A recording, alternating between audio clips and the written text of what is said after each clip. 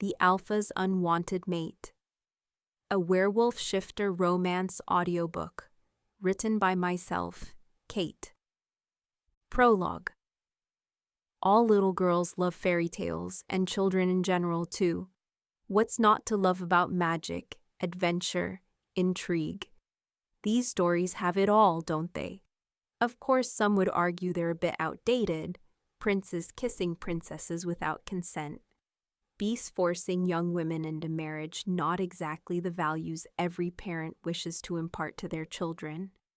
In our day and age, however, I still enjoyed a good fairy tale. Now and then, the little girl in me delighted by grand gestures of love and dragon-ridden trials. That is until a girl walked into our shop, a wolf shifter girl who loved fairy tales so much she wished for them to be real. And the truth of the matter is, in reality, fairy tales ruined lives. Or at least they did hers. Her Alpha's and ultimately mine. Well, perhaps mine had already been ruined. I suppose I just hadn't realized it yet. Chapter 1. The crowd around Kiera is silent. Every hushed whisper, every mocking word has all but disappeared. All eyes are on her, weighing her down with expectation. It's a reaction they want from her precisely. They're all shifters here after all, and shifters can scent weakness from miles away. Kiera takes a breath. She'll probably cry later, yes, once she is safely hidden behind closed doors. But right now she takes in her appearance, her simple blue dress and flats, and the way her hair falls unassumingly to her shoulders. And then she looks at Logan sprawled on a chair in the middle of the room like a king on his throne, his presence effortlessly dominating the hushed crowd circling around them. He is quiet, his full lips sealed, and so everyone is quiet in turn. She can't cry now, not when he is still looking at her like that, not when they're in public. Why, she asks. Instead, barely a whisper. What a silly question for her to ask someone like Logan, who is everything one desires in a leader and a man, while Kiera is, well, nothing really. A shifter without a wolf is nothing. You dare question my judgment. He says his tone is controlled, betraying close to no emotion, not even the tiniest hint of the warm empathy Kiera is used to from him. He isn't just her Alpha, but someone who belongs to a different world altogether, one where Kiera could never hope to belong. She wouldn't dare question that, of course. Not Alpha, she replies evenly. She should be inclining her head in submission, but she doesn't have the strength for it. He's too mesmerizing to look away from. The soft glow from the overhead lights highlights the sharp contours of his face. His jaw set firm, a shadow of stubble accentuating its strong line, though it is mostly the dark amber of his eyes that hold Kiera's gaze captive. Good, Logan says, sending a shiver coursing through her as if somehow she'd just been praised, instead of rejected by her mate. He seems somewhat pleased, though, and that does feel good despite the reasons for it. Go on, then, Kiera's Alpha presses. His posture tenses slightly as if he expects Kiera to refuse, as if she'd refuse him anything. Doesn't he know by now how far she'd be willing to go to please him? Kiera opens her mouth, but the words get stuck on her lips. Kiera Logan snaps his broad shoulders, tensing beneath an elegant dark shirt that does nothing to hide his powerful build. Tension blankets the room at Logan's evident displeasure, his angered scent casting a shadow that seems to reach every corner of the hall. The pack responds, members recoiling here and there, heads bowing and shoulders slumping, all the usual testaments of instinctual submission, yielding to the invisible weight of command. There are a few growls directed at Kiera for causing their Alpha's anger. She keeps her head high, though, fearing perhaps irrationally that after this she might never see Logan again. His dark hair and tanned skin, the curve of his smile, Kiera Ellis, accept your rejection, she manages to say in a calm voice that surprises even herself. She expects a telling relief to imbue Logan's scent. After all, she's accepted his rejection. Their bond all but destroyed before it could even take root as he'd wanted. But to her surprise, it doesn't come. Instead, his lips twist into a snarl. There's a flicker of something behind his piercing eyes that leaves Kiera stunned and confused, akin to betrayal as to why she's done everything he asked. "Get out of my sight," Logan says, looking away. Kiera isn't sure if he means for now or forever. She doesn't dare ask. Maybe if she stays out of his way enough, he'll allow her to remain not close, certainly never too close, but not far enough that she's deprived of him entirely. She slowly turns and exits the reception hall under the stares of their entire pack. Behind her, whispered murmurs begin to erupt, sneers and mockery. She doesn't pay them any mind. Chapter 2. Logan watches Kiera's small figure retreat behind the crowd, her soft floral scent fading away with her. Her gait is unhurried, her posture impeccable, showing no sign of embarrassment, sadness, or resentment. One would think nothing particular has happened at all, but then again, that's how the kid always is.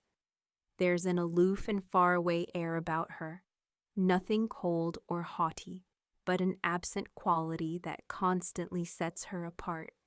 Some healers had called it dissociation. Logan remembers when she was 8, Kiera's parents had been killed in front of her, and she'd been taken hostage to this day. Logan still feels responsible for it. He'd been 20 and had just become alpha due to his father's early passing, feeling, quite frankly, ill-equipped for the job. A vulnerability other wolves could sense from miles away. No rogue would have dared touch a member of the pack if his father had still been alpha. But Logan was young and inexperienced, and so these wolves had seen an opportunity to pressure him. At least Logan was an excellent tracker. He'd managed to find Kiera, and letting his pack deal with the rogues, had felt the need to shift back to his human form, to untie her and take her away during the fight. She didn't have a wolf, and therefore couldn't be communicated with telepathically. But she had been such a young child. It felt right to offer her comfort. He'd expected a crying, terrified child. But instead he found her waiting calm and ready. She didn't ask questions, she didn't complain. And when they got her back home, she never cried.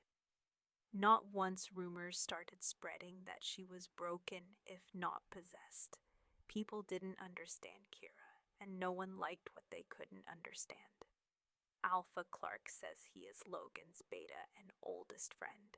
Someone who has trained side by side with Logan growing up should arrange potential suitors for her, he asks, making Logan frown slightly. Suitors, Logan asks. Well, she's 18 now, and you've just rejected her, as you should have. Clark adds hurriedly, we can't have our alpha mating with a wolfess girl, obviously. Logan replies, his tone blank. She is of age now, and as you know, orphaned with a sister in her care. I'm well aware of her situation. Logan snaps right, so perhaps it would be wise to arrange to find Kiera a proper mate. Logan shoots to his feet. She's but a child, he insists. She has time. Clark grimaces, appearing about to protest. I won't hear any more of this, Logan growls, waving him away. Finding Kiera a suitable mate? What a ridiculous idea. She is too young for that. Besides, she needs time to process and grieve whatever bond might have existed between them. Surely she can't be as indifferent as she appeared upon receiving his rejection earlier, as she'd turned 18 and a strange, almost invisible link had begun pulling them together. She looked at Logan, who briefly closed his eyes. It doesn't matter how she looked. It is over now. He will not have her, and that is all there is to it. Chapter 3. Kiera lay awake in her bed long after she had shut off the lights beside her. Willow slept soundly. Kiera knew better than to make a sound. She didn't want to wake her 10-year-old sister. Unlike Kiera, Willow had a wolf and tasks to fill her days other than aimlessly wandering and cleaning floors. Willow aspired to be a warrior, following in their father's footsteps. Kiera understood that dreams didn't come true through sleepless nights, so she resolved to stay quiet. She allowed a single tear to escape her eye. Just one, taking measured breaths. It's no use crying over this, she told herself. Not only would it not fix anything, but others might hear me. I could worry Willow or embarrass the Thorns, who have graciously hosted us for the past 2 years. It must have been embarrassing enough for their Alpha to find out she was his fated mate. She wouldn't make things worse for him by reacting to his perfectly natural rejection with petty tears. Of course he wouldn't have her. He had their pack to think about. And the pack needed a proper queen. The bare minimum for a queen would be at least to be able to shift. And besides, even if Logan had decided to forget all of that and listen to his heart, it's not like his heart would lead him anywhere near Kiera.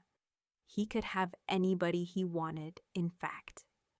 He did have whoever he wanted every other night, and everyone knew that he'd never shown a hint of interest in Kiera, who was neither very beautiful nor interesting, who couldn't shift, and who up until a few hours ago had been a minor. So ultimately, not someone Logan had previously seen as a prospect.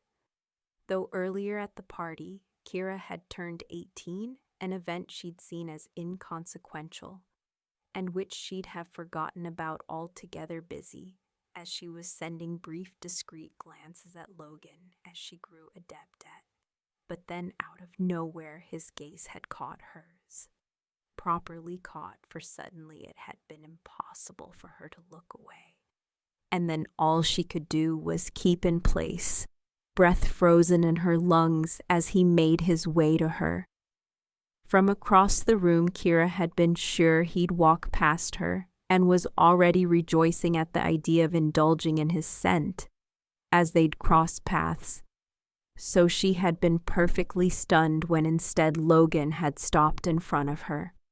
He said something which Kiera had no doubt was riveting, but unfortunately blood had been pulsing too hard in her ears to make anything out that, and she was slightly dizzy. Logan was standing so close. It had been years since she'd been allowed to smell him from up close like this. It was making her head spin. He'd taken her hand, and then he'd led her to dance, and Kiera would have worried about him wasting his precious time on her, except his fingers were on her hips, the material of her dress too thin for her not to feel the heat of them. She'd loved Logan for what seemed like her entire life, but which had stemmed from that day he'd found her in the woods and taken her home. Whispering reassuring words to her, he'd stayed with her when their Alpha told her about her parents, and when they'd taken her into her first foster home. He'd stayed with her as she settled a few belongings in her room, and as she watched helplessly as someone who wasn't her mother soothed Willow to sleep. He'd gone after Kiera had fallen asleep, and the next day he'd returned, and the one after that, up until it felt it was all she did wait for Logan. She'd felt adrift without him, and years later, long after he'd stopped pampering the child she'd been, and had been taken away by piles upon piles of obligations. She still felt adrift without him. But then at that moment, as he'd held her, the strange impression that she was right where she needed to be. Where she belonged bloomed within Kiera so much so that from one minute to the next, it wasn't just an impression, but a certainty. She belonged right here at Logan's side. And then he'd stepped away abruptly, his face pale and his pupils near dilated, and declared Kiera his mate, which left her confused his mate where he'd meant her. She realized quickly enough she'd heard the stories Logan's very own parents had been a fated pair. This sense of belonging she'd just felt was the fated bond that had begun manifesting as soon as Kiera had turned 18. Hope bloomed in her chest, an entirely foreign feeling she had all but forgotten she could experience. But then, of course, Logan had regained his senses, and not even a couple of minutes later, he'd publicly rejected their bond. Kiera and any sense of belonging she might have felt, what else was she to do but accept it? Logan had looked so distressed. She'd never seen him look like this, his eyes wide and his body moving with a wild energy. Perhaps he'd caught an appalled gaze or two. There had been plenty of those thrown around. And he realized what it would mean to be tied down to a pariah. Kiera owed Logan her life. No one had ever made her feel as happy as he had over the years, watching over her with gradually more distance, but still watching over her nevertheless. He was her alpha, and her loyalty to him was absolute. If he didn't want her, then so be it. Kiera asked for nothing but to please him, and she was certain her tears wouldn't make him happy, so she'd hold them in. She fell asleep before the sun began to rise with this determined thought in mind. And then the very next day, Logan disappeared. In Chapter 4, it's Willow who shakes Kiera awake for once, for a moment. Kiera would have relished it longer if her little sister hadn't looked so unusually serious. Clark is downstairs. Willow says he wants to see you. Logan's beta, Kiera, asks, confused. You know another Clark? Kiera quickly ties her hair back in a bun, throws on pants and a shirt to appear more presentable for the beta, and heads downstairs. Clark is indeed in the living room, seated beside the bewildered Thorne parents and their daughter, Elma Kiera. He greets somewhat politely, which is unusual. His gaze is cautious and guarded. Did something happen, Kiera asks, a sinking feeling in her gut. You tell me, Clark replies, and Kiera looks around the tense room, puzzled. Kiera spent the entire day in her room yesterday. Willow cuts in. She wouldn't know whatever it is that's going on. Clark gives Willow a considering look, his gaze softening somewhat, though still far from warm. The Alpha is missing, he announces, eliciting a couple of gasps. Kiera lets that news sink in slowly. It can't hit too fast, or she might not recover. The Alpha is missing Logan. What did that mean? Was he in danger of getting hurt? Did a search party consent to how Kiera could help? When would he come back? What was she supposed to do without it? Since when, she asks, meeting Clark's eyes. Panicking wouldn't help anyone, certainly not Logan. Every panicked thought or painful heartbeat had to remain carefully contained. Clark's gaze on Kiera hardens, his mouth pressing into a tight line. Had she been too transparent, straightening her shoulders? Kiera asserts herself as a member of this pack. It's her duty to serve her alpha despite her worries and lack of a wolf. She needs Clark to understand she won't fall apart, that she can contribute. Since when she repeats Clark's grimace, deepening though he does reply, according to Tessa, Who's Tessa? Willow interrupts the woman he'd been with before going missing. She's from a neighboring pack. Willow rolls her eyes, muttering something about his 100th lover or something under her breath. They'd fallen asleep together, but this morning when she woke up, Logan was nowhere to be found. Clark continues.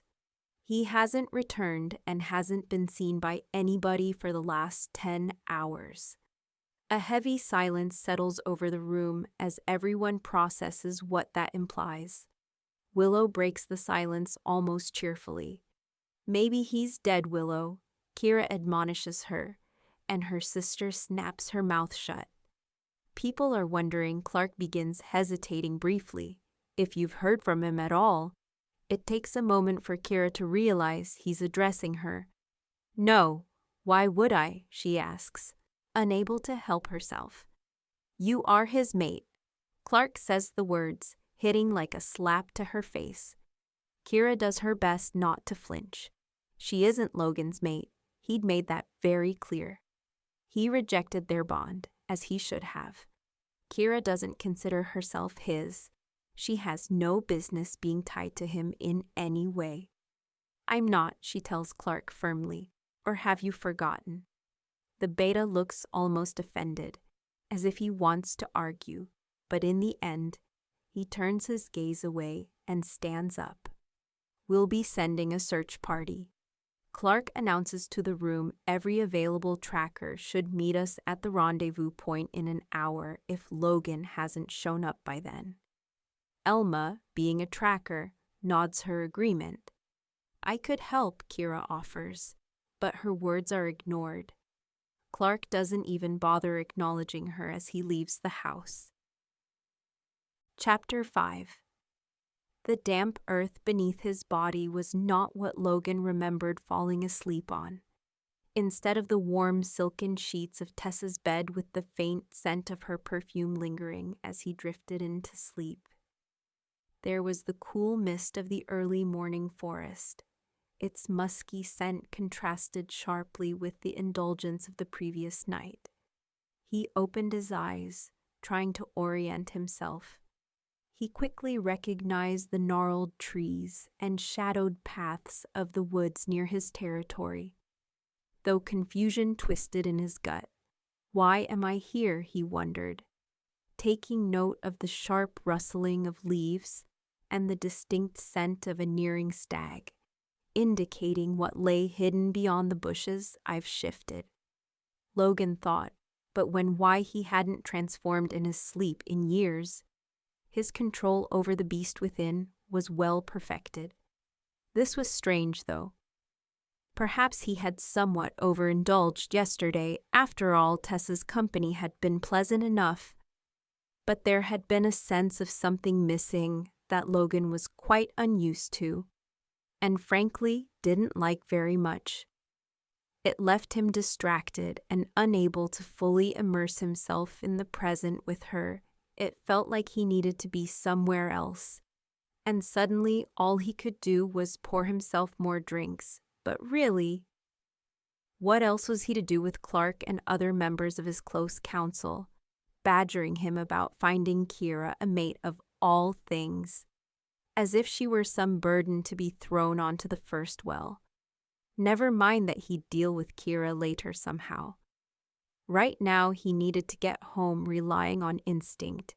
He steered towards the pack, his paws padding silently over the leaf-strewn ground. The neighboring woods had been well scented by his trackers. It was easy to follow the trail home, his nose twitching and picking up various scents. Kiera was too young to be mated. That was the thing.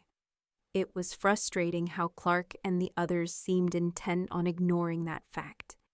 Besides, she didn't have a wolf, so finding her a suitable mate wouldn't be easy.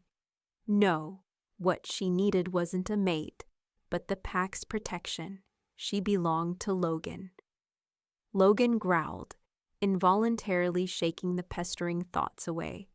They all led to the same image of Kiera's widening eyes, the hopeful, elated expression on her face. as she took in the force of the growing bond, establishing itself between them, meddling with her thoughts and feelings. He thought of his mother's empty gaze, the bitterness in her scent, his parents' voices booming behind closed doors, and then he thought of nothing at all. Sometimes it's better not to think. The familiar scent of the pack grew stronger. Logan was close now, as he had done so many times before he tried to summon his human self. Willing the shift to begin, it didn't. Logan was briefly startled. This hadn't happened to him since he was a child, but he didn't let it deter him. Keeping his focus assuredly and patiently, he tried to restrain the wolf to tame it back down for the time being. He tried and waited nothing. His body refused to obey. His wolf refused to retreat as time passed, instead of his fur receding and his limbs turning back to two. The more Logan tried, the further his human self seemed to slip away. Controlled and civilized thoughts, drifted instincts took over, and the wolf claimed more and more space in the confines of his mind. Soon there was almost nothing left of the human, only the beast remained, and the beast wasn't content to stay still. Others were approaching, other wolves. Were they threats? The allied sense of packmates dominated his surroundings, keeping the wolf somewhat calm for the time being. But there was something else, a human scent, floral and tempting, that drew the wolf's focus single-mindedly. Find its mate now. Chapter 6. Kiera ignored the order. Yes, Clark said only trackers, but she could help, and she was going to. First, she drove to Tessa's place to hear firsthand what happened prior to Logan's disappearance. Tessa, a gorgeous brunette emanating a strong, domineering aura that made many shifters bow down, initially tried to brush her off, feeling she owed a wolfish girl. Nothing but Kiera remained unbothered, standing her ground, until Tessa somewhat reluctantly confessed, "Both of us had a lot to drink. I was half awake when I felt him stir. During the night he was mumbling in his sleep, but it didn't sound like a typical sleeping person. Gibber, it was like what Kiera pressed, like he was talking to someone or replying to someone. I started to feel weird about it, but it stopped, and I fell back asleep when I woke up. He was gone." This didn't provide much clarity for Kiera, but she knew every detail counted and kept this one close to mind. For the first time in a long time, she wished with all her heart she had a wolf with one. She might have found a trace of Logan's scent following it to him, like he had found her all those years ago. He had found her. The least she could do was help find him in any way she could. Even though she couldn't do much after leaving Tessa, she drove back near the pack's territory and entered the woods, taking a path she knew the trackers wouldn't start with. Might as well cover more ground venturing deep into the forest. Her eyes scanned the ground and brushed for any sign of disturbance, while moving shadows and rustling leaves heightened her senses. Her human limitations were a poor substitute for the enhanced abilities of her packmates. She silently cursed no sharp sense of smell to detect a trail, no keen night vision to pierce through shadows, only human intuition and a deep-seated, probably foolish resolve. Though her frustration mounted with each fruitless step, Kiera pushed it aside, forcing herself to focus. She looked for broken twigs, displaced rocks, anything out of the ordinary, her breath forming small clouds in the chilly air. Then, as she found herself deeper in the forest than she had ever been, a sudden prickling sense of unease crept up her spine. The forest was too quiet. Even the silence stretched like a heavy cloak around her. She paused, listening, but there was nothing to hear. The birds had fallen silent, and the crawlers were still. Kiera's eyes darted from one patch of woods to another, surveying her surroundings efficiently. The nearest climbable tree was to her right, but its branches were too low. She needed one only a human could hope to climb. There, to her left, a little further down, was a good bet. Though if something loomed, for something was looming, Kiera knew it came from there. Then the first option she had spotted would be all that was left. Kiera held her breath. Nothing moved. A palpable tension hung in the air. Just as she was about to pounce towards her chosen hiding spot, a wolf appeared, striking against the dark greens and browns of the forest, its fur so radiant and pure white that it captured the faint sunlight filtering through the canopy, giving it an ethereal glow. Kiera released her breath. The wolf stilled its muscles, rippling beneath its snowy fur. It was strikingly bigger than any shifter. Kiera had ever seen its eyes holding an intelligence and intensity that a normal wolf wouldn't possess. The wolf's stance wasn't aggressive, but Kiera had never seen it before, so she remained on guard. Again, she cursed herself for not having a wolf of her own. If she had one, she could perhaps communicate with this beast. It wasn't part of their pack, so communication wouldn't be as seamless as with packmates, but there could have been a semblance of understanding. But now Kiera was left staring at the white wolf, heart racing. It felt like he wanted to tell her something, but she had no way of knowing.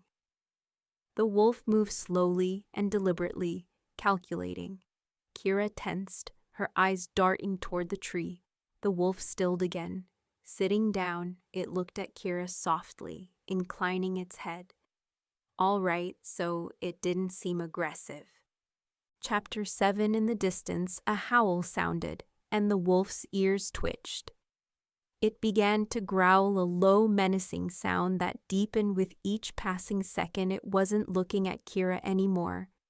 But when 3 other shifters emerged from the undergrowth trackers from the pack, that Kiera recognized instantly. The white wolf jumped in front of her, its posture ready for attack. Kiera's packmates growled right back at him, hackles, raised eyes blazing with fury at the sight of the trespasser. The forest seemed to shrink around them. They were going to fight. Their intentions were obvious. "Don't," Kiera cried out, raising her hands. "It's fine. He didn't hurt me." It was a foolish thing to say. The white wolf may not have hurt her, but that didn't change the fact that it was an unknown wolf.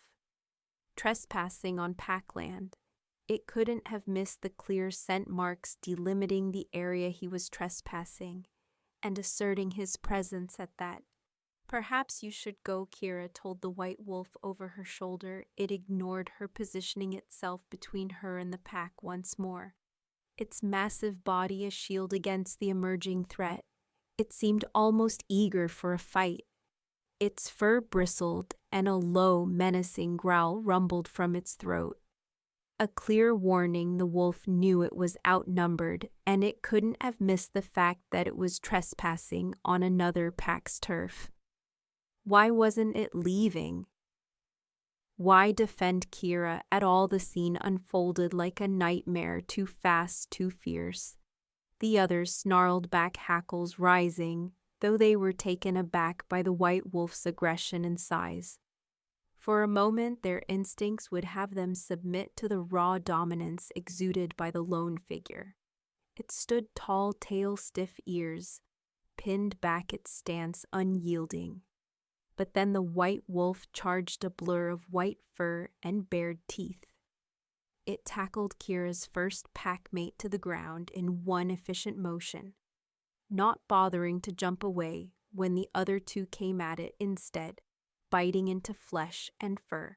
"Stop that!" Kiera cried out, and the white wolf briefly froze, not long enough for one of her pack mates to retaliate and bite it back, making it growl.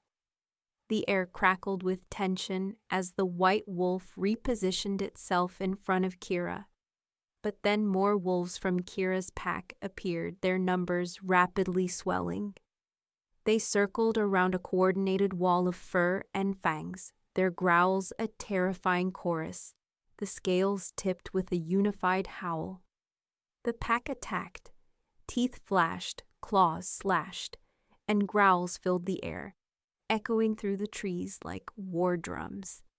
The white wolf was outnumbered but fought with wild, heartbreaking intensity, parrying each attack until fatigue wore it down and a particularly vicious snap caught it off guard.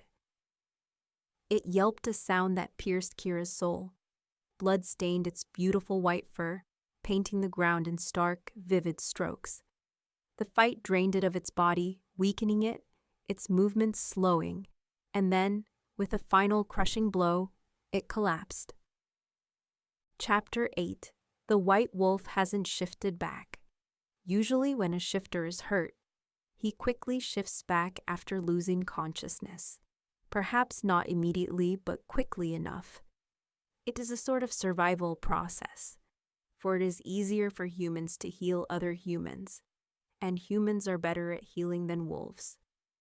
But the white wolf hasn't shifted. It lies still, unconscious, with a chain wrapped around its neck, the other half of it tied to a large tree near the end of the pack house's grounds. Kiera can see it from the house, unmoving, while she is being interrogated by Clark. "You say he just appeared out of nowhere?" the beta asks for what feels like the 100th time. Kiera eyes them. They should be trying to heal the white wolf.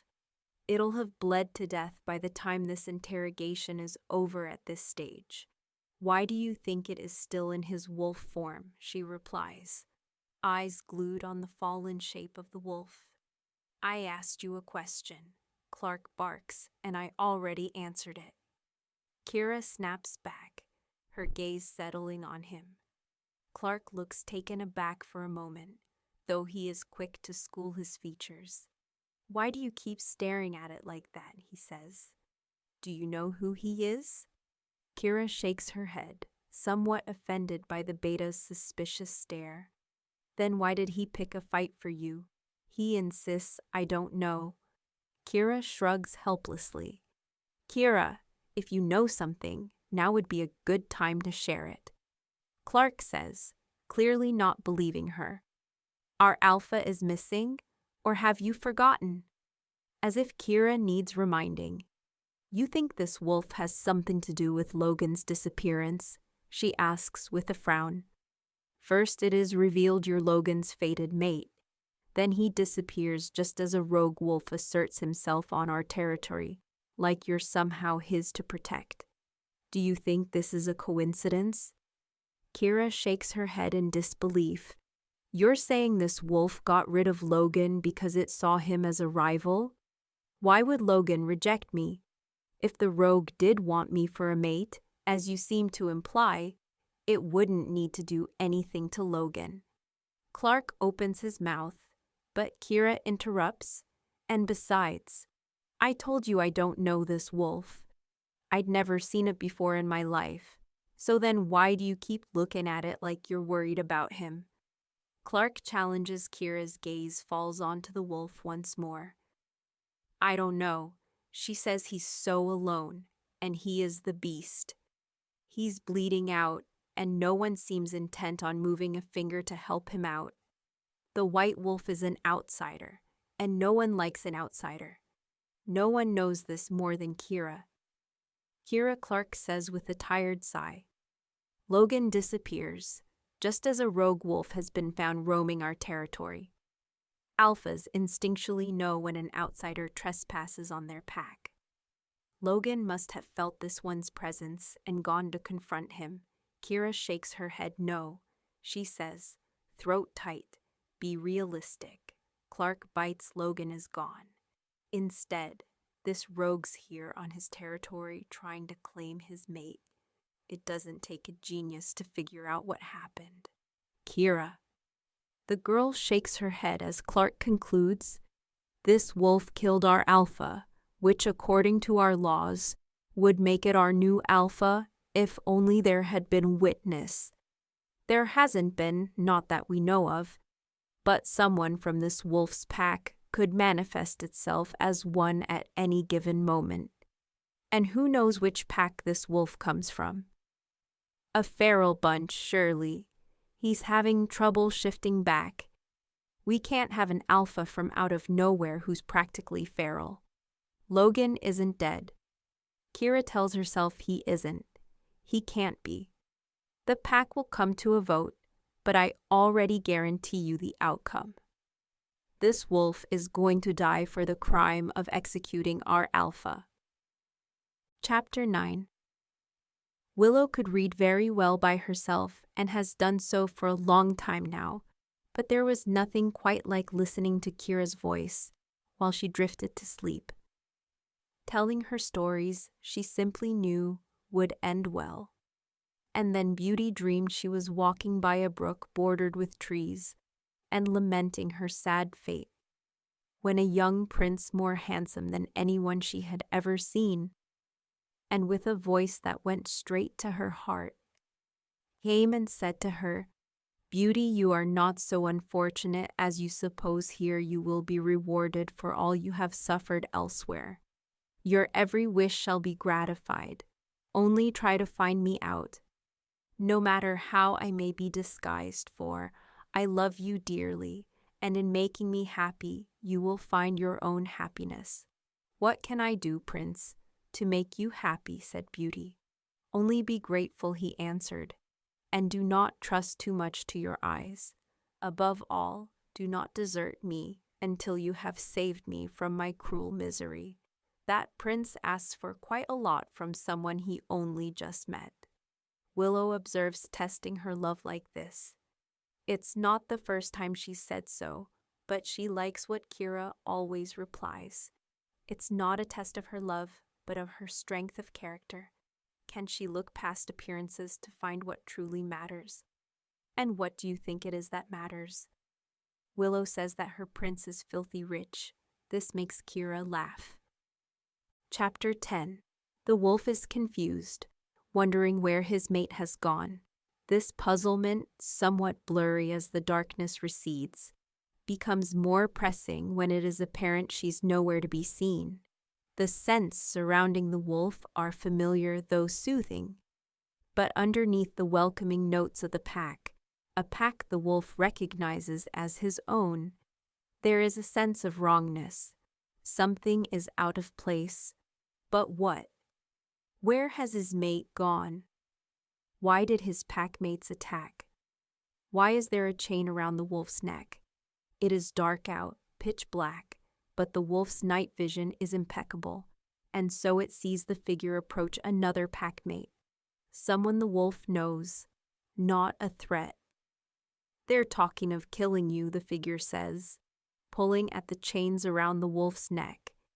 "You don't look like yourself or smell like yourself. Are you even yourself right now? Why aren't you talking?" This little person is speaking in human language, but the wolf understands somewhat that something is wrong. There is danger and confusion. "You're going to have to go for now," the figure says, as the chain gets loose before they hurt you. The wolf hesitates. "He is home, isn't he? Go." "Logan, come on, Logan. That is his human name. His name is Logan. Yes, this is his pack. He should shift back. He cannot go." There's a glimpse of consciousness. Logan remembers what a pack does to a rogue, especially one who's attacked and is now perceived as a threat. They'll kill him. He's outnumbered, and there's a wound on his back that needs to heal. But what about his mate? Kiera. Her name is Kiera, he remembers now. She is his. No, she's not. He didn't want that. He didn't go. The figure snaps, the urgency lacing the words, igniting something primal within Logan. He disappears into the woods, a temporary retreat. Chapter 11. Kiera must have fallen asleep. There's no reason for her to be back at the pack house in that pale blue dress dancing in Logan's arms. He's right there holding her close, his woodsy scent filling Kiera's nostrils. She wishes she had a wolf, if only to be able to enjoy his scent even more. Logan shifts away slightly to cup Kiera's face. They're whispering. Kiera says, referring to their pack present all around them. Logan doesn't reply immediately, instead placing a soft kiss at the corner of her lips. "You're my mate," he whispers. Eventually he sounds happy, oddly even. "This is a dream." He didn't sound happy. Before he'd seemed startled and then horrified. "I'm not," Kiera protests. "Not anymore." Logan tenses against her, his features twisting into a betrayed, hurt look. "Why would you even say that?" he demands. Kiera wants to cry. How dare he ask her that? "He knows why you're gone." She says you've been gone for weeks. Logan's hold tightens around her. "I'm right here," he protests. "You rejected me." Kiera says the words hurt more than she thought they would. She'd felt resigned that day. Now she only feels anguish and loss. "You accepted," Logan says. Meeting her eyes, Kiera's eyes snap open, and tears run down her cheeks. Chapter 12. The white wolf was gone. Logan was gone, and Kiera didn't know what to do with herself. It had been 2 weeks now, and still there was no news. The search continued with trackers roaming the woods every day. But it seemed as if Logan had disappeared into thin air. A pack without its alpha was not much of a pack. Wolves live through hierarchy and didn't take well to the absence of clear leadership. Clark did his best. But if Logan didn't reappear, a new alpha would have to be chosen, as Logan was an only child who had yet to produce an heir. The position was up for grabs, and whoever was the strongest would surely try to claim it if the white wolf didn't return first. If indeed it had killed Logan, it could lay claim to the pack.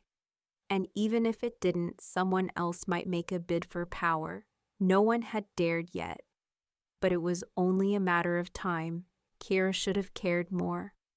Whoever ended up on top might not be as lenient as Logan, and a wolfish girl like her might face banishment. Kiera was resigned to that fate, but she worried about Willow. Willow would want to come with her, but Willow had a wolf and needed a pack. It was in her nature to need one, but Willow was loyal to a fault and would want to choose Kiera over what was best for herself. She was still young and needed guidance and stability. If Kiera left, who would Willow curl up with at night? Who would read her fairy tales? Who would tell her about their parents? Kiera had to think of a plan, a way to ensure the future alpha would let her stay. She needed to figure out how to become useful to the pack, but she couldn't stop thinking about Logan. She would not give up on him. Chapter 13. Late into the night. Willow slept soundly beside her while Kiera continued to read aloud.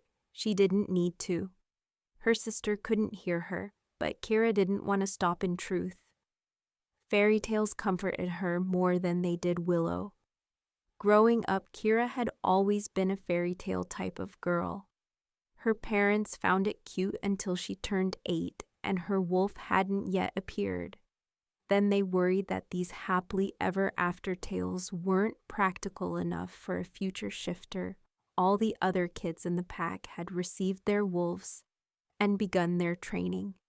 Kiera wanted to make her parents proud, so she hid away her fairy tale collection and tried to focus on more practical matters that changed when her parents died. It was an unexpected attack by rogues. While Kiera and her parents were traveling to visit friends from another pack, Kiera still didn't know why they attacked. Was it for money, anger, desperation? Maybe they wanted to put pressure on Kiera's alpha. There were 3 of them, 2 men and a woman who had been in their wolf forms. They took Kiera and left her parents behind. She was with them for 6 days. On the 7th day, help finally came. He came. Logan was her savior. Before then, Kiera hadn't paid much attention to Logan. He was 12 years older, the heir to the pack, and a promising shifter who wouldn't waste time with the young girl without a wolf.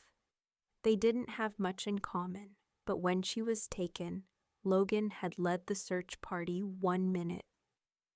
Kiera was tied to a tree, too terrified to cry. The next wolves attacked her captors, but all Kiera noticed was Logan kneeling beside her in human form. He personally cut her binds and carried her to safety in his arms, just like the princess did in her favorite illustrated books for weeks, months, even years after, when nightmares of her parents' death and bloodshot eyes haunted her. She would calm herself by imagining Logan whispering soothing words in her ear and carrying her home. Rogues had killed her parents brutally right in front of her. And for no reason, desperation was no excuse. Logan had saved her only for another rogue to take his life. This time, Kiera wouldn't stand by and do nothing. The white wolf had taken Logan from her, but Kiera swore he wouldn't harm anyone else, not on her watch. Chapter 14. All shifters are taught how to hunt. It's a good way to blow off steam and harness their abilities with low risk, meaning without fighting one another. The hunting can take place in wolf form, most likely, but also in human form, as shifters retain abilities. Even then, Kiera didn't have a wolf, so she had to learn how to hunt the human way. From a very young age, Kiera had to adapt to a different set of skills compared to her peers, who could rely on their wolf forms, enhanced senses, and physical prowess with a quiet determination and perhaps a point to prove. Kiera immersed herself in learning the art of the hunt from a human perspective. Her training was rigorous, involving long hours of practicing stealth, learning to read the subtle signs of nature, and mastering the use of various hunting tools like bows and traps. Her instructors, skilled hunters of the pack, taught her how to move silently through different terrains, how to camouflage herself, and how to predict the pathways of her prey through broken twigs, disturbed leaves, or even the slight shift in the direction of the wind. Kiera also learned to use her human senses to their fullest, sharpening her hearing and sight to pick up cues that her fellow shifters might detect more naturally in their wolf forms. Lacking the natural weapons of a shifter in wolf form, she became adept at improvising with what was available in her environment, and using her intelligence to strategize her hunts too bad. Nobody cared to notice Kiera's skills, and abilities have gone perfectly unnoticed ever since her instructor died. Nevertheless, these skills did exist, and she was determined to use them. She had a prey to catch, and it was still around roaming. Kiera knew it. At night she dreamt of the white wolf, of its dark eyes and pristine fur, which glistened under the light in her dreams. It ran from her, always just barely ahead, but ultimately untouchable. He wasn't afraid of Kiera in the dreams he'd entertain her. Let her chase, but ultimately disappear with the eternal promise to return. If Kiera didn't stop him, he'd come for the pack. He'd come for her, but most importantly, the wolf had already come for Logan, and that Kiera couldn't bear. She wasn't the only one on the hunt for revenge. Others from the pack now patrolled the woods, whether by day or night, on the lookout for the wolf or perhaps some desperate sign of their missing alpha. People weren't holding their breath, though. It had been almost 2 months now. If Logan were alive, he'd have made contact by now, Their pack was without an alpha, and perhaps growing slightly insane as a result. Maybe they'd soon all grow feral, losing themselves and their ways without a guiding light. Every night Kiera went into the woods. She knew how to avoid her pack mates, which paths to take, and where to look where they wouldn't let them find the white wolf. She didn't mind who killed it, but she wasn't going to leave it up to chance. The wolf had been powerful, able to take on almost 6 other shifters at once. Kiera was no fool. She couldn't beat it with pure strength, but the wolf wasn't human anymore, unable to turn back, and having gone feral, it wasn't thinking like a human. This gave Kiera the advantage she needed. She'd climb into the tallest trees in the woods with her bow and arrows on the lookout, watching like a silent vigilante, but he never showed until one night he did. Chapter 15. Kiera almost couldn't believe it at first. Surely she'd hallucinated the white fur and swift movement amongst the trees on her left. But no, there it was, the unmistakable flash of white that had haunted her dreams and fueled her days with a burning quest for vengeance. Heart pounding, she steadied her breath and aimed her bow, finger trembling ever so slightly on the string. With a silent prayer for accuracy, she let the arrow fly. It whistled through the cool night air, intent and precise. But at the last moment, the wolf veered left, the arrow slicing harmlessly through the space where its head had been seconds before. Cursing under her breath, Kiera quickly notched another arrow, but the white wolf was already bounding away, its movements a blur of speed and grace. Who knew when it would show up next? Who knew how Logan had died? No one but this wolf. And this wolf was going to pay without a second thought. Kiera leaped from her perch in the tree, landing agilely on the forest floor. Adrenaline surged through her veins as she sprinted after the wolf, the distance between them closing with every breath. Her fingers gripped the bow tightly, another arrow ready to fly. The chase was intense, weaving through the dense underbrush and dodging low-hanging branches that seemed to grasp at her like the fingers of the night. Kiera's training kicked in, her body moving with practiced ease despite the pounding of her heart and the cloud of emotions swirling within her. Finally, the white wolf slowed and came to a stop in a small clearing that would have been bathed in moonlight if not for the heavy clouds that obscured the sky. It turned to face her, its deep blue eyes piercing through the darkness. Kiera raised her bow. She had one arrow left, but then, in a move that shocked Kiera to her core, the wolf lowered its body to the ground, submitting to her. Its eyes never left hers, a silent challenge, or was it a plea? Kiera's hand shook as she fought with her conscience, the arrow quivering against the string, and then an image of Logan succumbing to this very wolf crossed her mind. She released her arrow. The wolf barely made a sound just then. The wind that had been rising during the chase, slowing Kiera's movements to a frustrating degree, managed to push away some of the dark clouds looming over the forest. Moonlight pierced into the clearing, illuminating the scene in an ethereal light. The wolf's fur glistened around the red gash of its wound until it was replaced by human flesh. Kiera gasped, her heart skipping a beat. Slowly, with her hand on the handle of her knife, she approached the fallen figure, taking in the muscular build of a man whose face was turned away from her. Kiera didn't need to see his face to recognize the small birthmark beneath the left shoulder blade, one she'd stared at growing up when she'd watched this man train from afar, certain he would never notice.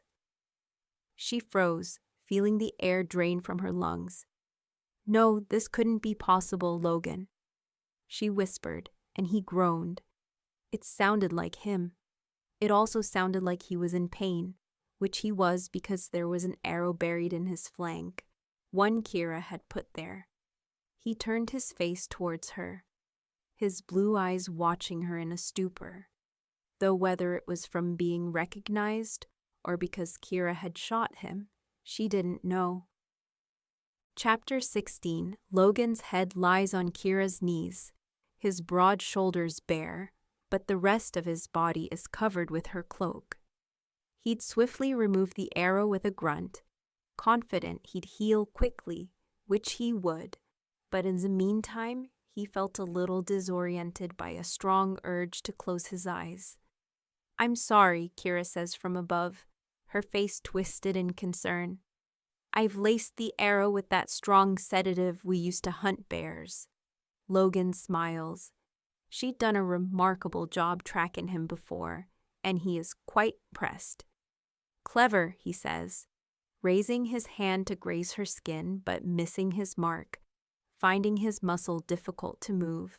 "God, and his eyelids feel so heavy. Don't fall asleep, Alpha." Kiera shakes his shoulders, making him groan. Logan's tempted to bury his nose in the warmth of her body, but her next words make him raise his gaze to her face instead. "I thought you were dead." Kiera whispers, tears welling in her eyes. "Everyone thinks you're dead." She lays her hand on his cheek, her sweet floral scent hitting Logan's nostrils. Kiera doesn't have a wolf, and her scent is subdued, but it is a scent he knows and trusts, pleasant in its lightness, which only leaves him wanting more. He rubs his nose against her wrist drowsily. He shouldn't, for Kiera isn't his, but he can't help himself. "What happened to you?" she asks. Logan shrugs. "I'm not sure. I woke in wolf form. I didn't realize I couldn't shift back at first. When I did, it was too late. I was already losing myself to the wolf." "Losing yourself?" Kiera asks. "Usually when I shift, it feels like a different, more primal side of me takes over, but I'm still there somewhat. It's different now. I lose track of time and forget who I'm meant to be. Except Kiera encourages, I don't know." Logan closes his eyes. "It comes back to me sometimes briefly." He doesn't add. "Well, you're back now," Kiera says, relief lacing her words. "When you're up to it, we'll go back to the pack." "And I don't know how long this is going to last," Logan confesses. "I'm not sure it will. I feel like it won't." Kiera keeps quiet at that for a moment. "You feel like or you know?" she asks. "Eventually, the wolf is there in my mind. It feels close," comes the reply. There's a strange energy coursing through Logan, one he doesn't recognize, and that wasn't there before. "I think it's magic," he says, drifting away. "Magic," Kiera repeats, feeling quite dumb. Logan nods above him. Kiera has this look on her face, this worried, distressed look that makes it seem as if the world is ending. It reminds Logan of his mother. "You'll be fine, kid," he says. "Don't waste your time worrying about me." "I'm not a kid," Kiera replies. "And of course I'm worried. The pack needs you, Logan. There are already talks of who should replace you as Alpha before another comes." And Logan's eyes snap open suddenly, more alert. It won't come to that. Chapter 17. "Well, if you're not there to lead, it might," Kiera says, pursing her lips in hesitation. "Clark has been approached by Alpha Hudson, that idiot brute from the Ironwood clan." Logan asks, "That very one?" Kiera sighs. "I wasn't invited to the conversation, but I think we both know him coming here when you're away is no coincidence." "Yeah, he'd make a move on the pack." Logan nods. "He's obsessed with growing his territory, and he wouldn't be above seizing control of our pack." Don't think he'd dare try and conquer by force, but an alliance of some sort. Logan grimaces at the idea of grabbing onto Kiera's hand. Listen to me, he says. Here's what you're going to do, he tells her, and Kiera protests, but then he tells her again and again, answering every single one of her questions and doubts with pragmatic, to the point and assured answers until the moon disappears, replaced with the sun, and the white wolf is there in his stead once more. Chapter 18. The room inside the pack house is thick with tension and the musky scent of apprehension. Voices rise and fall in a heated debate over the precarious future of their pack, and the unnerving proposition to submit to Alpha Hudson, an ambitious leader from a neighboring lower-class pack. Normally, no one would consider it, but there are worse alphas out there than Hudson, and the pack needs an alpha. But if some might have been tempted to try for the throne amongst the pack's current residents, the fact that Clark Logan, the beta and the best-suited candidate for the job, hasn't proclaimed himself, has everyone's self-doubt creeping up threateningly. If Clark doesn't think he can do it, how could anyone else? It's looking more and more likely that every pack representative is going to fall behind the idea of Alpha Hudson until the heavy door to the council chamber swings open and Kiera steps into the room. The interruption is stark, halting every conversation as all eyes turn toward her unexpected presence. Her appearance is as plain as ever, that pale, youthful face and too large, unfitting clothes leaving much to be desired. But her gaze is hard and commanding, the gaze of a conqueror. It makes everyone uneasy, and a couple of sneers arise on many faces. Wolves follow hierarchy, but it doesn't mean they enjoy submitting. Submission must be earned. Clark's words falter, and a ripple of surprise spreads through the gathered members. Kiera's voice cuts through the stunned silence. We will not get behind Alpha Hudson's desire to expand his pack, she declares firmly, her youthful determination filling the space. Does anyone here even like the idea? I think not. A murmur of disbelief swirls through the room. You're just a kid, Kiera, a seasoned warrior, retorts dismissively from the back, his voice echoing the thoughts of many. You have no business in this meeting. Kiera's gaze doesn't waver. I am our alpha's mate, and since he has no heir, the closest thing to a replacement he has within the pack, I'd say this makes it my business. And besides Marcus, she adds towards the warrior, everyone in the pack can attend these council sessions should they wish it, or have you forgotten in your old age? The warrior growls at her, but Kiera ignores him, a faint smirk playing on her lips. Her voice, though calm, carries a weight that brings forth a certain stupor amongst the crowd. This young girl they know and never paid mind to is suddenly standing there amongst them, head held high, positioning herself with a resolve that would have seemed foolish perhaps, if not for the cold, impenetrable steel of her gaze. Silence falls upon the room. Kiera remains still amongst the stairs, and just as unperturbed when an elder snorts, Logan rejected you, girl. You have no claim here.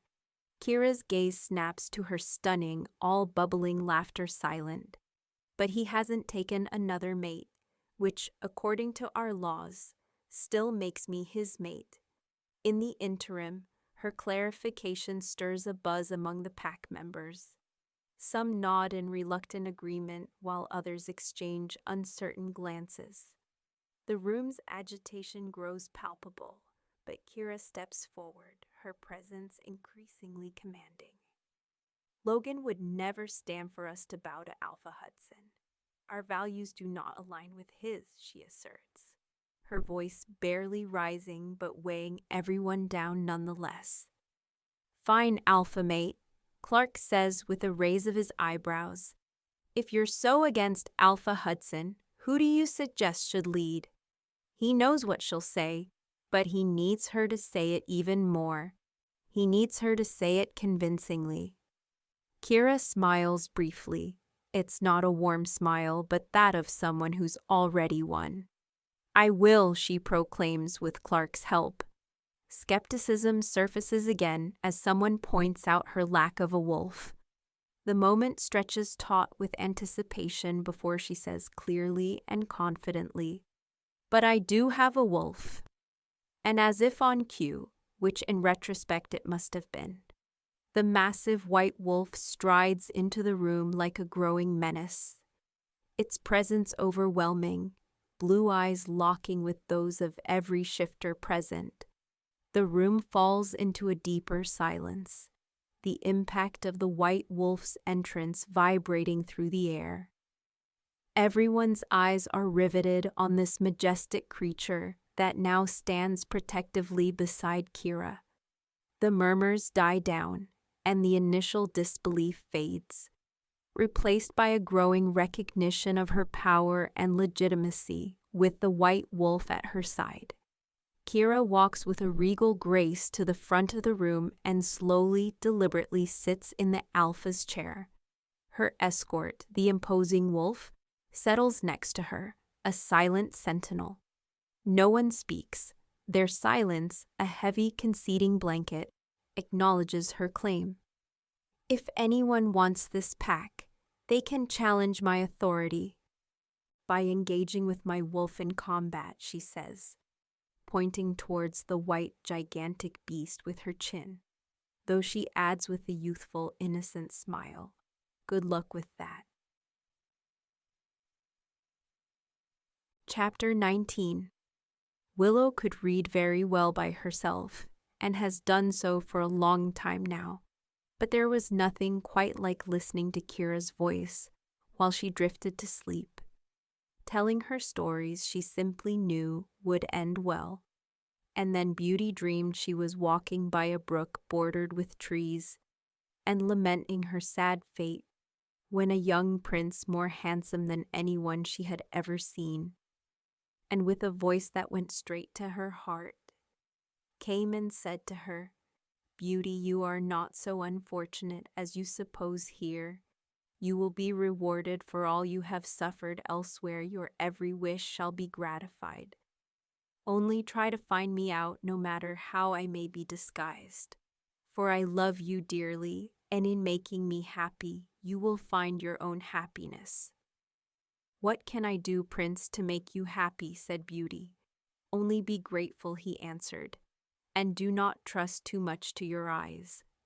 Above all, do not desert me until you have saved me from my cruel misery." That prince asks for quite a lot from someone he only just met. Willow observes testing her love like this. It's not the first time she said so, but she likes what Kiera always replies. It's not a test of her love, but of her strength of character. Can she look past appearances to find what truly matters? And what do you think it is that matters? Willow says that her prince is filthy rich. This makes Kiera laugh. Chapter 20. The white wolf hasn't shifted back.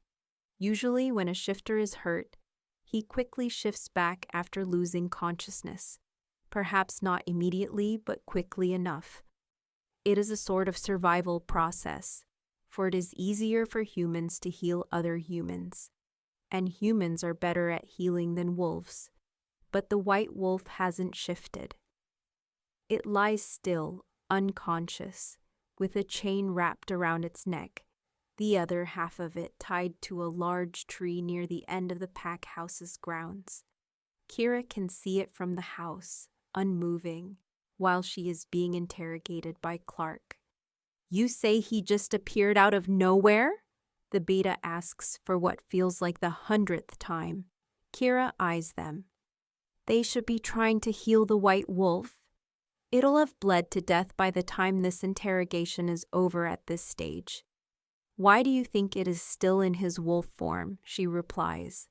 eyes glued on the fallen shape of the wolf. I asked you a question, Clark barks, and I already answered it. Kiera snaps back, her gaze settling on him. Clark looks taken aback for a moment, though he is quick to school his features. Why do you keep staring at it like that, he says. Do you know who he is? Kiera shakes her head, somewhat offended by the beta's suspicious stare. Then why did he pick a fight for you? He insists I don't know. Kiera shrugs helplessly. Kiera, if you know something, now would be a good time to share it. Clark says, clearly not believing her. Our Alpha is missing, or have you forgotten? As if Kiera needs reminding. You think this wolf has something to do with Logan's disappearance? She asks with a frown. First it is revealed you're Logan's fated mate. Then he disappears just as a rogue wolf asserts himself on our territory, like you're somehow his to protect. Do you think this is a coincidence? Kiera shakes her head in disbelief. You're saying this wolf got rid of Logan because it saw him as a rival? Why would Logan reject me? If the rogue did want me for a mate, as you seem to imply, it wouldn't need to do anything to Logan. Clark opens his mouth, but Kiera interrupts. And besides, I told you I don't know this wolf. I'd never seen it before in my life, so then why do you keep looking at it like you're worried about him? Clark challenges Kiera's gaze falls onto the wolf once more. I don't know. She says he's so alone, and he is the beast. He's bleeding out, and no one seems intent on moving a finger to help him out. The white wolf is an outsider, and no one likes an outsider. No one knows this more than Kiera, Kiera Clark says with a tired sigh. Logan disappears just as a rogue wolf has been found roaming our territory. Alphas instinctually know when an outsider trespasses on their pack. Logan must have felt this one's presence and gone to confront him. Kiera shakes her head no, she says, throat tight. Be realistic. Clark bites. Logan is gone. Instead, this rogue is here on his territory trying to claim his mate. It doesn't take a genius to figure out what happened. Kiera. The girl shakes her head as Clark concludes. This wolf killed our Alpha, which, according to our laws, would make it our new Alpha if only there had been a witness. There hasn't been, not that we know of. But someone from this wolf's pack could manifest itself as one at any given moment. And who knows which pack this wolf comes from? A feral bunch, surely. He's having trouble shifting back. We can't have an Alpha from out of nowhere who's practically feral. Logan isn't dead. Kiera tells herself he isn't. He can't be. The pack will come to a vote, but I already guarantee you the outcome. This wolf is going to die for the crime of executing our Alpha. Chapter 21. Kiera's eyes widen as the decision becomes final. The pack votes nearly unanimously to execute the white wolf, the wolf who is Logan. No one knows it but Kiera, the wolf who has been hers, even before fate forced it upon them. Her heart pounds in her chest as the gravity of what's happening crashes over her. She has to save him, but how? Everyone is watching. Every eye in the council chamber has turned on her, expecting her submission, waiting for her to accept the pack's decision, but she can't do it. She won't do it. Kiera's voice breaks the silence. No, she says softly but warmly. No, I won't allow it. This wolf is not our enemy. He's been trying to protect us, protect me. The room erupts in growls and angry shouts. Clark steps forward, eyes narrowed. Kiera, this is not your decision to make, he snarls. You are not the Alpha. I am, Kiera says, holding her head high, her eyes meeting his without fear. The white wolf next to her rises, growling low and dangerously, the sound vibrating through the floor and into everyone's bones. Kiera takes a breath, her voice unwavering. I claim my right as the Alpha's mate, and in the absence of a proven heir, I claim my place as the acting Alpha. And I say this wolf stays alive. A stunned silence falls across the room. The white wolf steps closer to her, his massive frame a stark white sentinel that glows under the lantern light. She rests her hand on his fur, feeling the heat and strength beneath, and knowing she's not alone, she will never be alone again. The council erupts again, but this time their voices sound uncertain, wavering, torn between instinct and loyalty, torn between fear and respect for the girl who stood up against them all. Kiera's eyes narrow as she looks out over them. Every one of you has a choice, she says, her voice low and cold. You can follow me and honor the memory of the Alpha we lost, or you can challenge me now, but if you choose the latter, you'll face him. She gestures to the white wolf, who lifts his head and bares his fangs, his eyes like twin blue flames in the night. Silence reigns as the pack members look between her and the wolf. No one moves. Chapter 22. The council chamber's silence stretched painfully long, the air thick with the weight of what Kiera had just declared. Her words lingered like a challenge, daring anyone to step forward and prove her wrong. She could see it in their eyes, the battle between fear and instinct, between loyalty to the memory of Logan and the gnawing hunger for a new leader. Some wolves shifted their weight, claws unsheathing, then retracting, ears twitching under the tension, but none dared approach. Kiera stood unwavering, the white wolf beside her a glowing specter of silent power, his chest rising and falling with a slow, deliberate calm that made the braver warriors hesitate to make the first move. Clark's face twisted with fury. He stepped forward, muscles tense as though he might attack, but something in the wolf's eyes gave him pause. Kiera's voice cut through the silence again, clear and forceful. Clark, step down or challenge me now. Her words were a gauntlet thrown.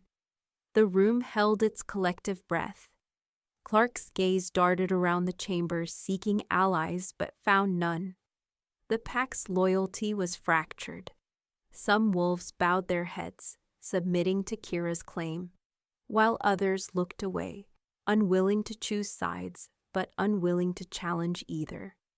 The wolf's low growl grew louder, vibrating the floor and rattling hearts. Clark's posture stiffened, his jaw clenched, and his eyes burned with indecision, but then, with a grunt of frustration, he lowered his head, a gesture of submission. The first domino fell, and the tension broke like a wave. More wolves followed, bowing their heads one by one in a ripple of surrender until the entire room was kneeling to Kiera and the white wolf. She felt her knees weaken, but she stayed upright, holding her ground. The wolf brushed against her thigh, a silent promise of support. Together they had won.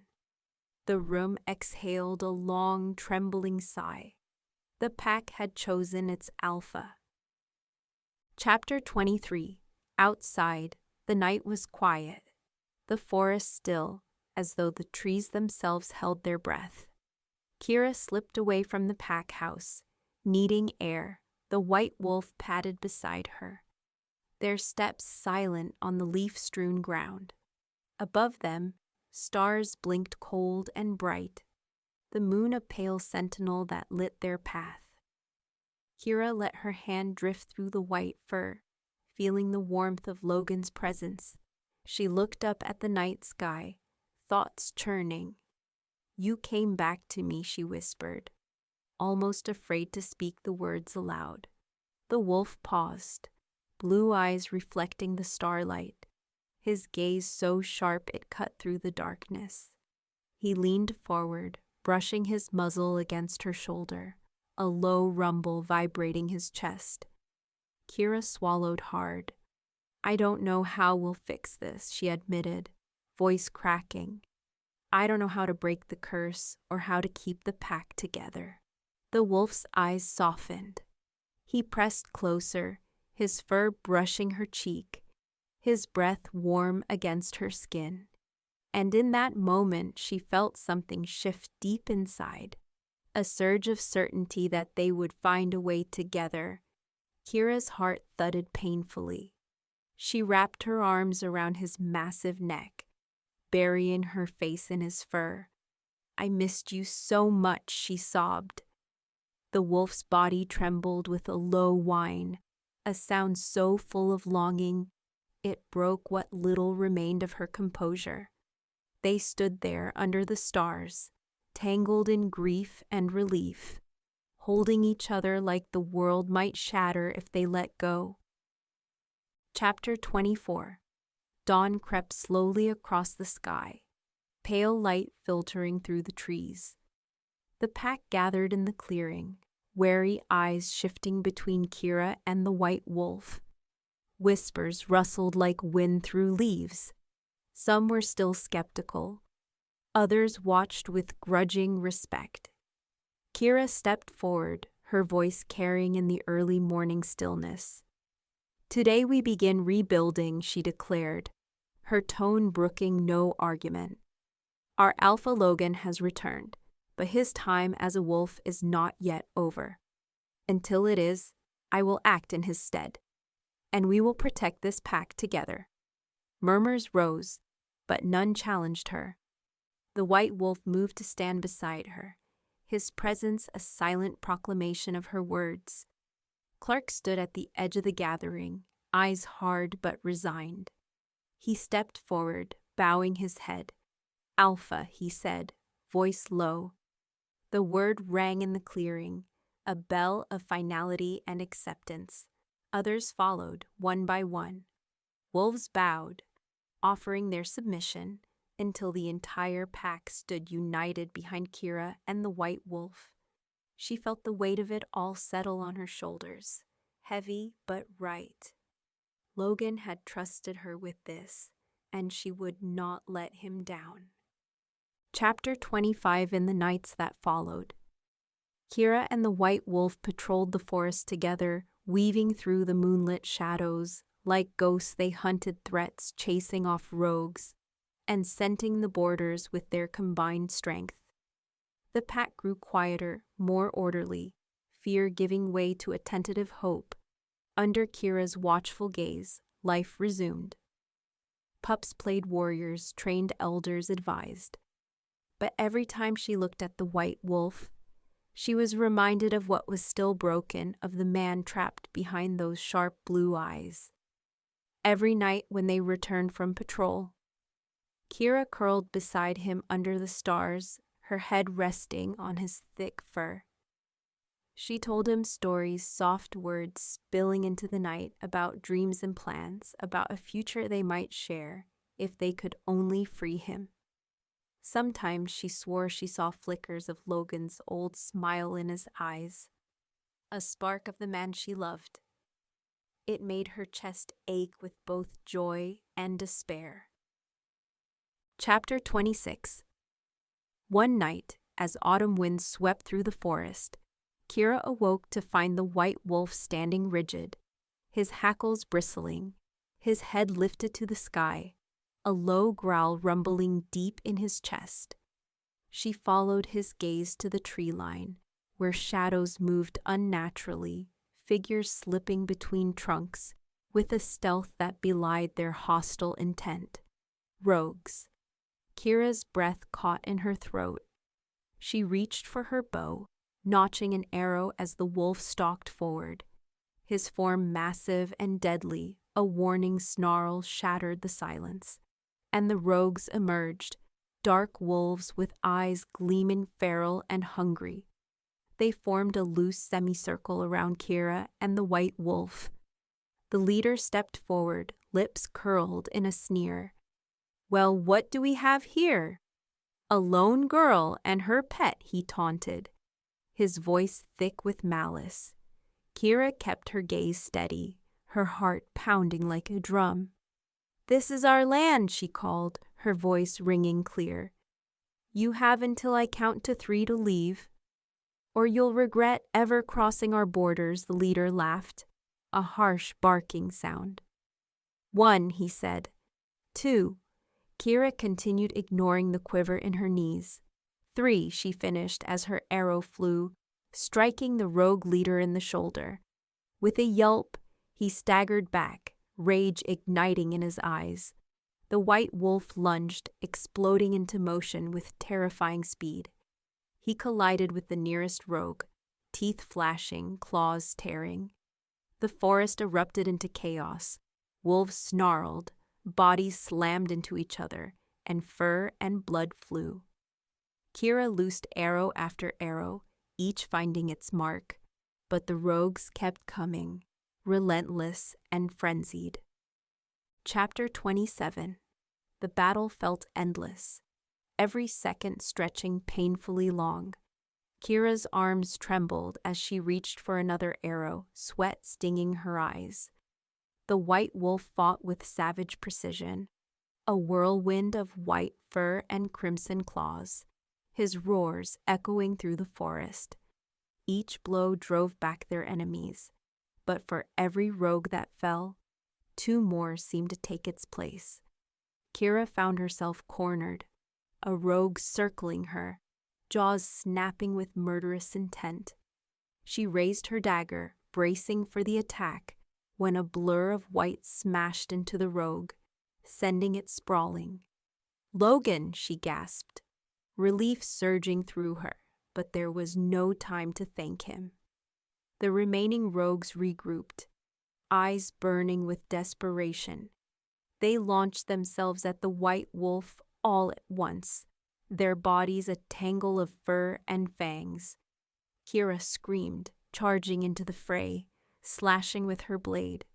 Beside her, Logan fought like a demon, his eyes wild, his movements a dance of controlled fury.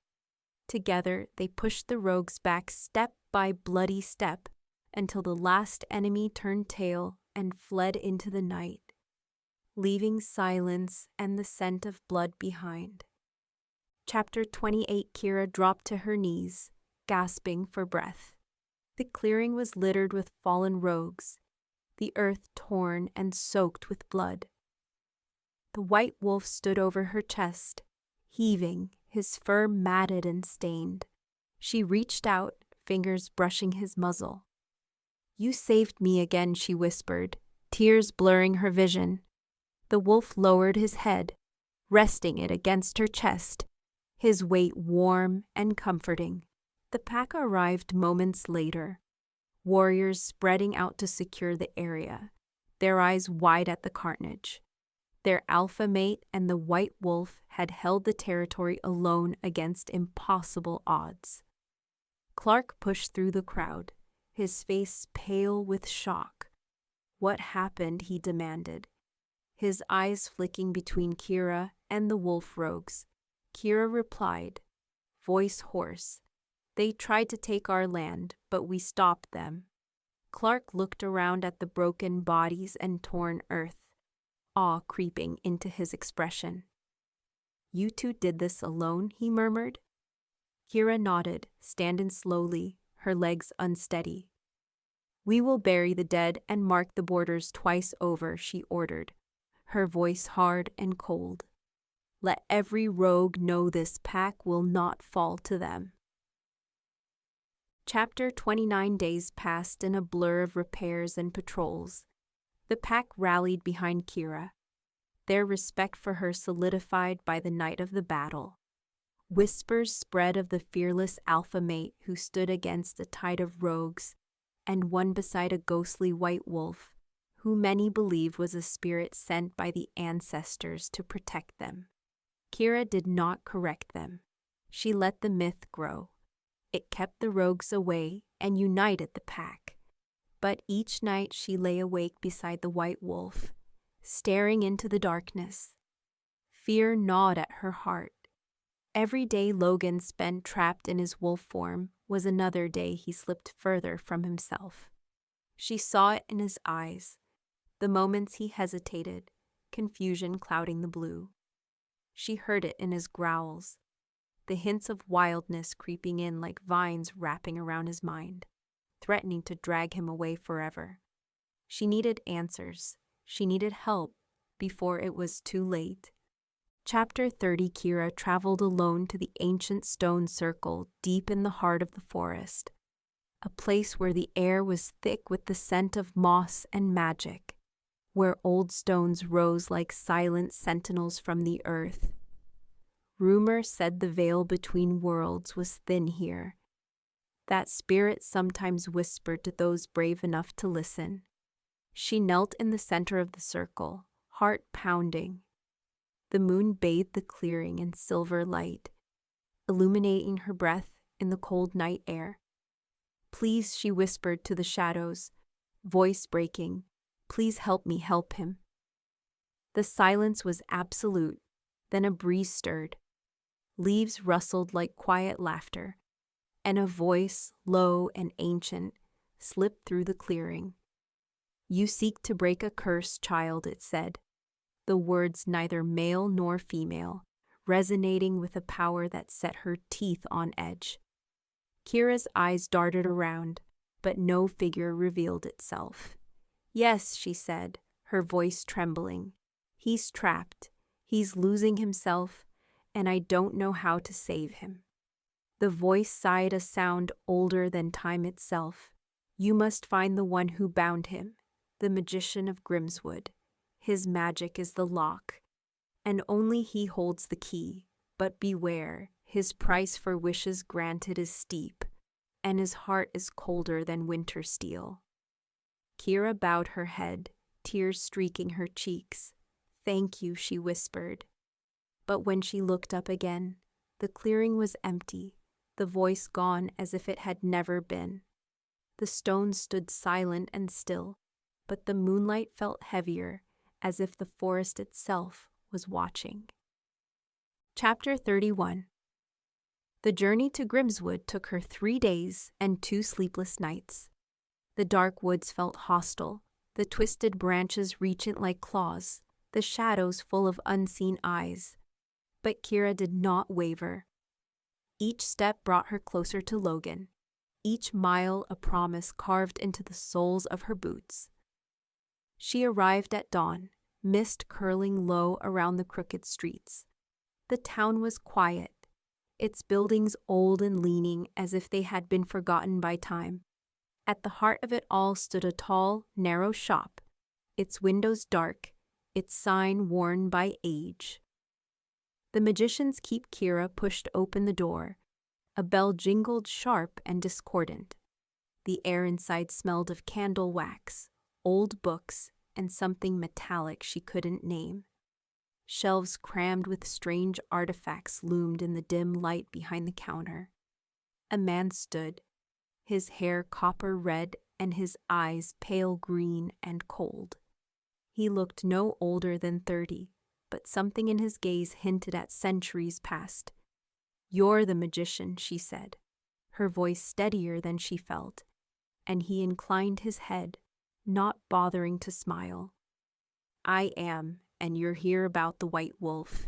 Kiera's breath caught in her throat. "How do you know?" His lips twisted in a humorless smile. "I know many things, child, especially when they involve my work. You cursed him." She accused him of stepping forward, hands curling into fists. His eyes flicked to her hands, then back to her face, measured and unafraid. "I granted a wish," he corrected calmly. "The price of magic is not mine to choose, only to exact." Chapter 32. Rage burned through Kiera.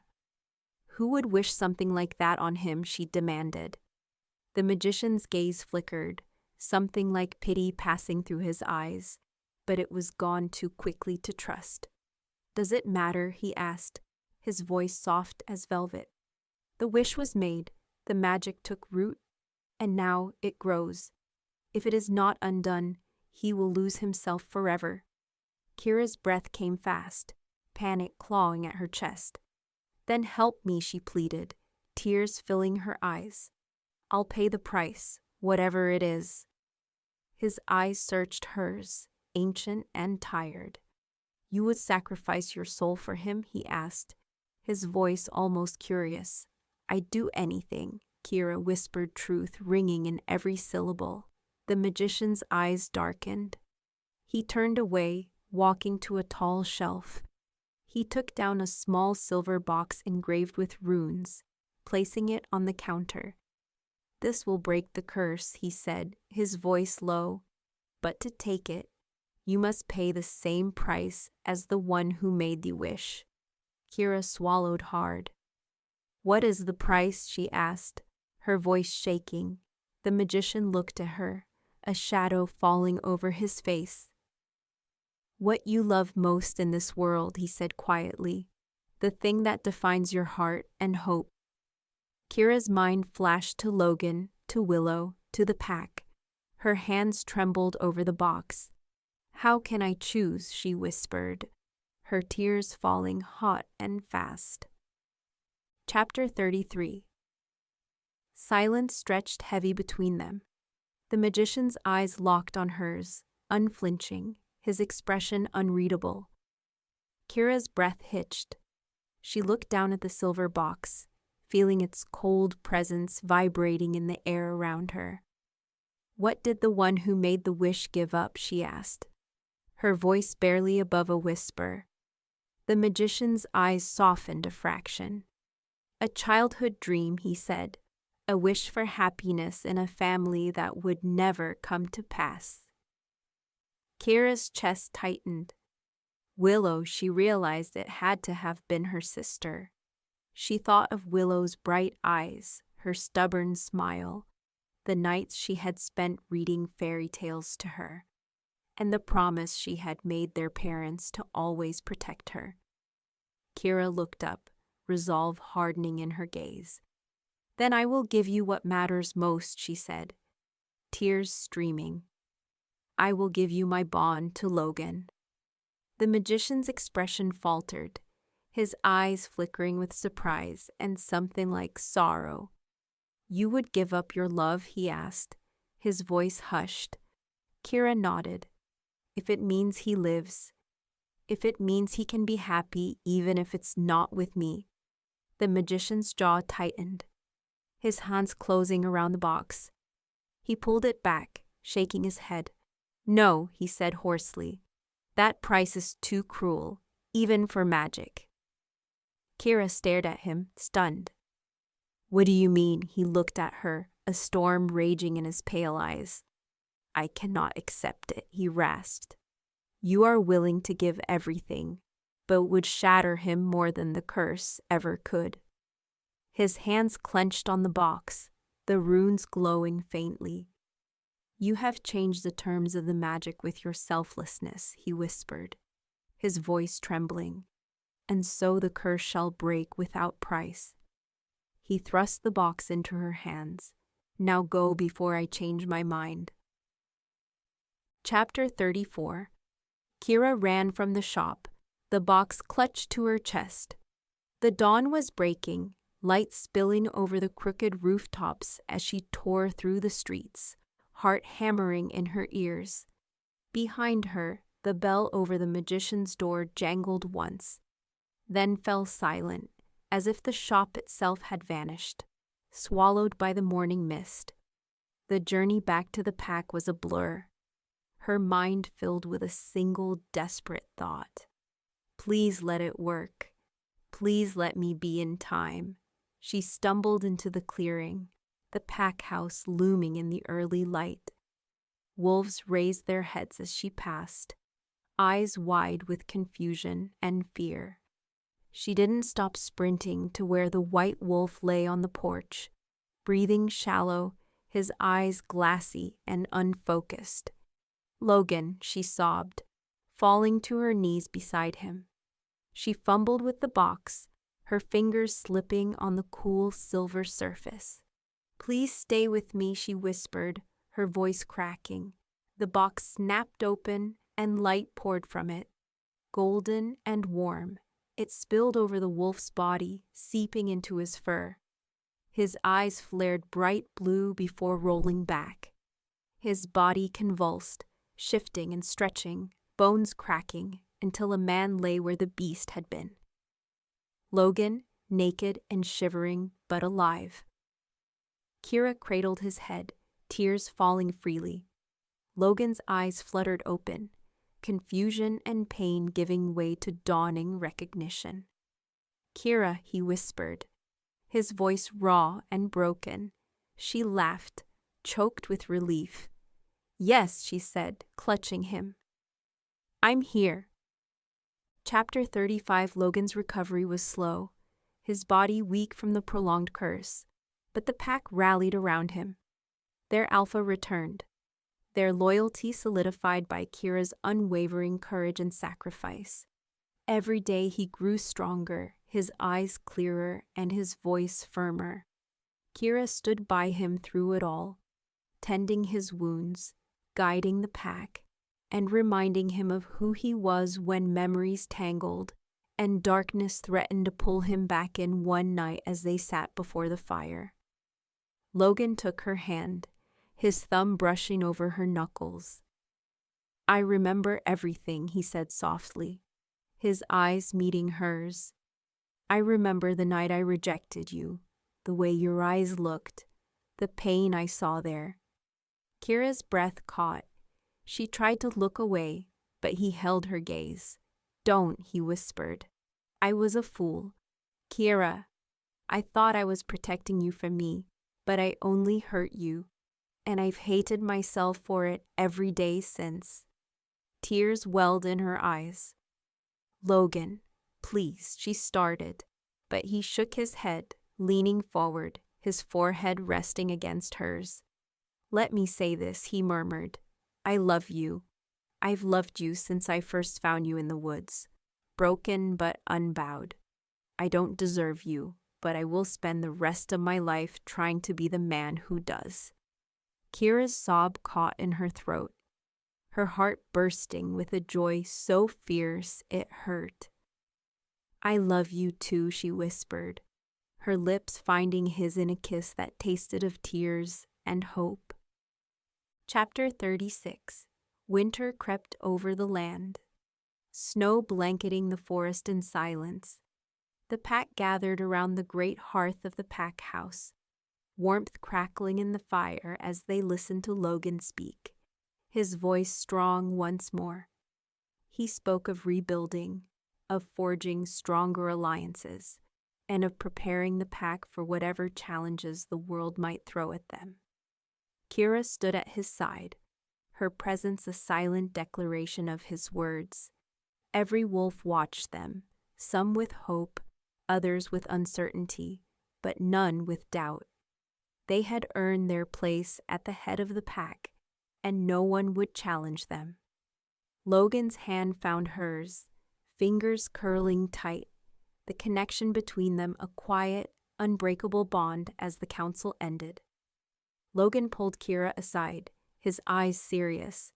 "I've been thinking," he said, voice low. "We need to know who made that wish. Who wanted to hurt us like this?" Kiera nodded, her own thoughts mirroring his. "Someone in the pack," she whispered, "or close to it. Someone who knew enough to make the magician target you." Logan's eyes darkened. "I won't rest until we find them," he promised. "No one threatens what's mine and lives to tell of it." Chapter 37. The days passed in a quiet tension. Logan and Kiera led the pack, rebuilding the trust and strength lost during his curse. Warriors trained harder, patrols grew stricter, and borders were reinforced. Yet even with these measures, a shadow lingered, a sense that something unseen still watched from the dark corners of the forest. Logan grew restless. Nightmares plagued his sleep, memories of his time trapped as the wolf twisting into terrors that left him gasping awake. Kiera held him through those nights, whispering words of comfort and love, but the fear never fully faded. The sense of unfinished business weighed heavily on them both. One night, as the moon rose high, a scout burst into the clearing, eyes wide with fear. "Alpha," he panted, breathless. "Rogues at the southern border." Logan was already moving, muscles coiled, his eyes flashing blue. "Gather the warriors," he barked, his voice hard. Kiera moved with him, her dagger flashing silver in the moonlight, as they ran side by side into the night, the howls of rogues rising like a death knell over the trees. Chapter 38. The battle was fierce. Wolves clashed under the cold silver light, snarls and screams echoing through the forest. Logan fought with a fury born of rage and fear, his claws flashing, his teeth tearing through enemies. Kiera moved beside him, her blade swift and deadly. Together they were unstoppable, a storm of teeth and steel. The rogues fell one by one, their bodies littering the snow-strewn ground. But just as the last of them fled, a figure stepped into the clearing, cloaked in black, his face hidden, his voice soft as a snake's hiss, impressive. "Alpha," he said, clapping slowly. "You've done well, but this is only the beginning." Logan's growl was low and dangerous. "Who are you?" he demanded, stepping forward. The figure's hood slipped back, revealing a face Kiera recognized instantly, a face she had trusted, a face she had once called friend. "Clark," she whispered, horror dawning in her eyes. Clark's smile was cold and cruel. "Did you really think it was over?" he asked, his eyes glinting like shards of ice. "You broke the curse, but you haven't broken me, and I will never stop until everything you love is ash." Logan roared, launching himself forward, but Clark vanished into the shadows, his laughter trailing behind like a ghost's wail. The clearing fell silent, only the ragged breaths of the pack filling the air. Logan turned to Kiera, his eyes wide with rage and fear. "This isn't over," he said, his voice shaking. "This is only the beginning." Chapter 39. The days that followed were a haze of preparation and unease. The pack worked tirelessly, fortifying the borders, setting traps, and strengthening alliances with neighboring packs. Kiera spent every waking moment organizing scouts, planning patrols, and meeting with warriors to review strategies. Logan grew quieter each day, the rage simmering in him barely contained, his eyes always scanning the horizon for Clark's return. At night they lay together, but sleep was fleeting. Logan's dreams twisted into visions of blood and betrayal. Kiera held him and whispered promises of safety and love, but the fear in his eyes never fully disappeared during one sleepless night. Logan rose from bed, pacing the floor, his hands clenched into fists. "It's my fault," he rasped, his voice raw with guilt. "I brought this on you." On the pack, Kiera sat up, reaching for him. "No," she said fiercely, "you did nothing wrong." Clark chose his path. He made his choice. Logan stopped, turning to her, eyes blazing. "But what if he's right? What if loving you puts you in more danger? What if I lose you?" Kiera stood, crossing the space between them. She cupped his face, forcing him to meet her gaze. "I am not afraid of danger," she whispered. "I am afraid of losing you. Don't push me away. Logan, don't let him win by tearing us apart." His breath shuddered. He pulled her into his arms, crushing her against his chest. "I won't let him take you from me," he vowed, his voice fierce. "I swear it." Chapter 40. Scouts brought news of strange movements at the borders, wolves seen in the shadows, messages delivered by terrified rogues who claimed Clark was gathering allies, not just wolves but bears, cougars, even witches, creatures who owed him favors or feared his wrath. Kiera convened a meeting of the pack elders, warriors, and advisors. The great hall thrummed with tension, every face tight with worry.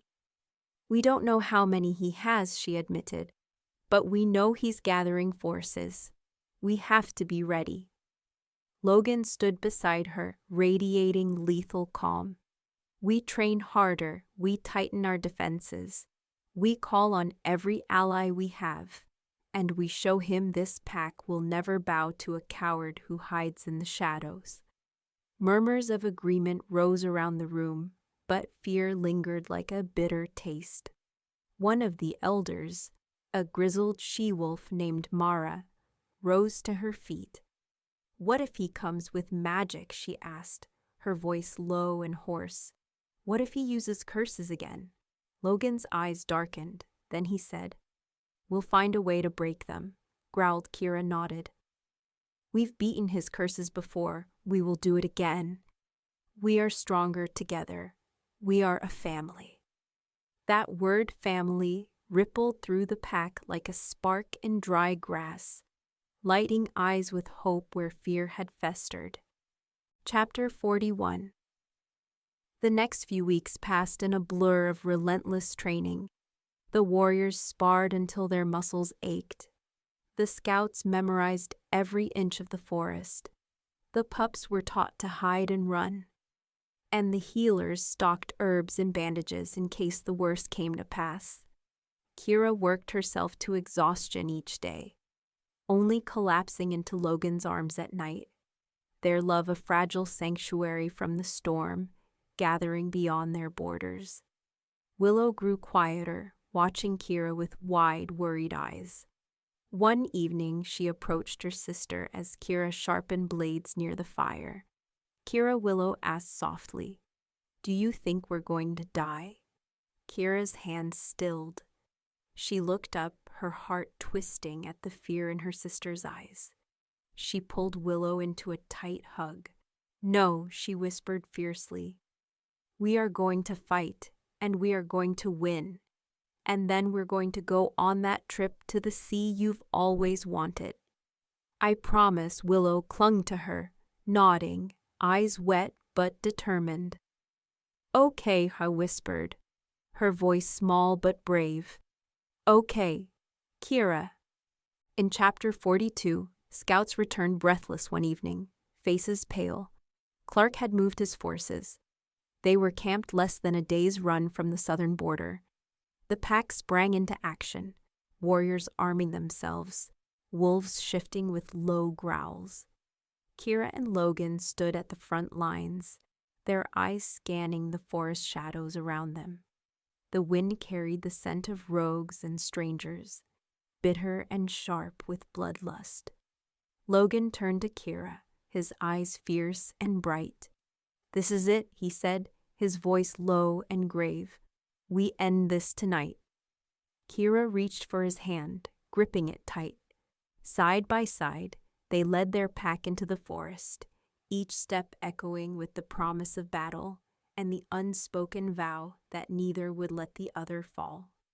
As the moon rose high over the treetops, howls split the night air, fierce and wild. The clash began. Shadows collided, teeth flashed, and claws tore the air filled with snarls, screams, and the coppery scent of blood. The battle for the pack. Chapter 43. The night erupted into chaos. Wolves leapt and clashed under the cold silver moon, and rogue warriors smashed against pack lines. Teeth gnashing, claws ripping, fur flying in a storm of violence, Logan's roar rose above the cacophony. A battle cry so fierce it froze enemies in their tracks. His massive form slammed into a rogue bear, sending it toppling with a crash. Kiera fought near him, blades whirling, every movement precise and deadly. She ducked under a lunging cougar, slashing its flank before spinning to block a rogue's snapping jaws all around them, the forest lit with the fire of rage and desperation. The pack fought as one, a living, breathing wall of fangs and fury, but Clark's forces were many and merciless. Dark shapes kept emerging from the trees. Wolves with wild eyes and witches cloaked in swirling shadows chanting spells that twisted the air around them. One incantation hit Logan with a blast of black light, sending him skidding through the snow. He rose, shaking off the daze, his eyes burning blue with fury. Kiera's heart nearly stopped, but he staggered upright, refusing to fall. Chapter 44. Clark appeared from the darkness, stepping into the moonlight with a smile as cold as the grave. He wore dark leathers, a sword glinting at his hip, his eyes glittering with malice. "Logan," he drawled, voice smooth as poison, "I see you've come to die with your precious mate." Logan's growl rolled like thunder. "I've come to finish this." He lunged, claws extended, but Clark moved like a snake, twisting aside, his blade flashing across Logan's side. Blood sprayed hot and bright. Kiera screamed, charging forward, her dagger raised, but a witch's spell slammed into her from the side, knocking her sprawling, stars bursting behind her eyes. Pain exploded in her ribs, but she forced herself up, refusing to stay down. Logan and Clark clashed again, the forest ringing with the sound of steel and bone. Wolves fought and fell around them, snarls and yelps piercing the night. Kiera reached Logan just as Clark raised his sword for a killing blow. She hurled her dagger, catching Clark's arm. The blade sank deep. His scream split the night. Chapter 45. Logan seized the opening, his claws raking across Clark's chest, sending him crashing to the ground. But Clark's laughter bubbled up, dark and mocking, even as blood soaked his shirt. "You think you've won," he rasped, gasping. Every rogue in the clearing froze, eyes shifting to Clark, who raised a trembling hand, chanting words that twisted the air into something thick and foul. Logan lunged, but too late. Dark magic poured from Clark's mouth, his body arching unnaturally. A wave of black energy exploded outward, knocking everyone from their feet. Wolves tumbled, yelping. Trees cracked, and snow vaporized in a rush of heat. Kiera hit the ground hard, air punched from her lungs. She crawled upright, eyes burning. Logan lay still on the ground, his chest rising shallowly. Clark's body slumped, eyes wide and empty, his own spell devouring him from the inside. Smoke rose from his corpse as silence fell over the clearing. Only ragged breathing and the crackle of settling ice filled the air. Chapter 46. Kiera staggered to Logan's side, gathering him in her arms. His eyes fluttered open, unfocused pain etched deep in every line of his face. "Kiera," he whispered, voice hoarse, "I'm here." She sobbed, pressing her forehead to his. "Don't you dare leave me." Logan's hand found hers, fingers weak but warm. "I won't," he promised, though his breath rattled unevenly. "I swear it." Wolves emerged from the shadows, battered and bleeding but alive. They gathered around their fallen alpha and mate, forming a protective ring. Their howls rose into the night, not of victory, but of mourning and defiance. Kiera held Logan as snow began to fall, thick flakes drifting over the torn battlefield, burying blood and bodies in white. She knew it was over. Clark was gone, but the cost had been high, too high. Logan's eyes slipped shut, his breathing shallow. Kiera's heart clenched as the world seemed to hold its breath around them. Chapter 47. The pack worked through the night tending to the wounded, burying the dead, and reinforcing the shattered borders. Kiera refused to leave Logan's side, even as healers worked feverishly to save him. She sat with him, stroking his hair, whispering stories of the future they would build together, of pups running through the forest, of nights spent in each other's arms. Logan drifted in and out of consciousness, haunted by fevered dreams of shadows reaching for him and of Clark's laughter echoing in the dark. Kiera's voice anchored him, her presence a fragile thread pulling him back from the abyss. By dawn, his breathing evened, color returning to his cheeks. When he finally opened his eyes fully, they were clear and warm. "Kiera," he rasped. She let out a strangled laugh, tears spilling over her cheeks. "Logan," she whispered, burying her face in his neck. "We're safe, you're safe." But even as the sun rose and the pack began to rebuild, Kiera knew deep in her bones this peace was only temporary. Chapter 48 days turned to weeks as winter deepened. The pack huddled closer than ever, the wounds of battle slow to heal both on bodies and in hearts. But Logan grew stronger each day, his steps surer, his eyes sharper. The pack looked to him again, their alpha restored. Kiera moved at his side, her presence as fierce and constant as the moon over the pines.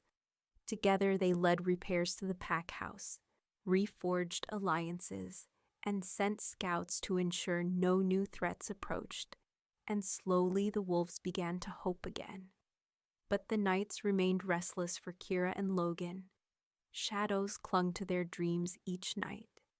Logan jolted awake from visions of Clark's final curse, the forest aflame, wolves turning on each other, and Kiera's lifeless body in his arms. Each time she soothed him, whispering that the danger was gone, but in the quiet hours they both wondered if it truly was gone, or merely waiting for another chance to strike. Chapter 49. One evening, as snow fell in thick silence, a messenger from a distant pack arrived, the young wolf's eyes wide with fear, his fur matted from a hard journey. He fell at Logan's feet, gasping for breath. "What is it?" Logan demanded, pulling him up. The young wolf swallowed hard, his voice trembling. "There have been whispers. Alpha, strange creatures moving through the northern woods, things that don't smell like wolves or any animal we know. Some say they walk on two legs but aren't human. Others claim they're spirits." Kiera felt a chill crawl up her spine. Logan's eyes narrowed. "Give a full report," he ordered, but the messenger shook his head. "I don't know more, Alpha. Only that packs north of here are fleeing, abandoning their dens. They say it's a darkness older than the forest itself, and it's coming this way." Silence fell over the hall, every wolf tense as the messenger's words sank in. Logan looked at Kiera, his expression grim. "We need to prepare," he said softly, "and we need to find out what's coming." Chapter 50. The pack gathered that night in the great hall, the fire casting long shadows over wary faces. Logan stood before them, voice clear and strong. "Scouts will go north at first light," he declared. "We need to know what we face and how soon it will reach us. Kiera will lead preparations here, defenses, patrols, and alliances. We will not be caught unaware." His eyes swept over the wolves, his gaze hard and unwavering. "We survived Clark. We can survive this too, but we must stand as one." The pack responded with a low rumble of agreement, their fear tempered by the steel in their alpha's voice. Logan turned to Kiera as the others dispersed, his eyes dark with worry. "This could be worse than Clark," he admitted, his voice low. "We need allies outside the packs. Witches, healers, anyone who knows the old stories."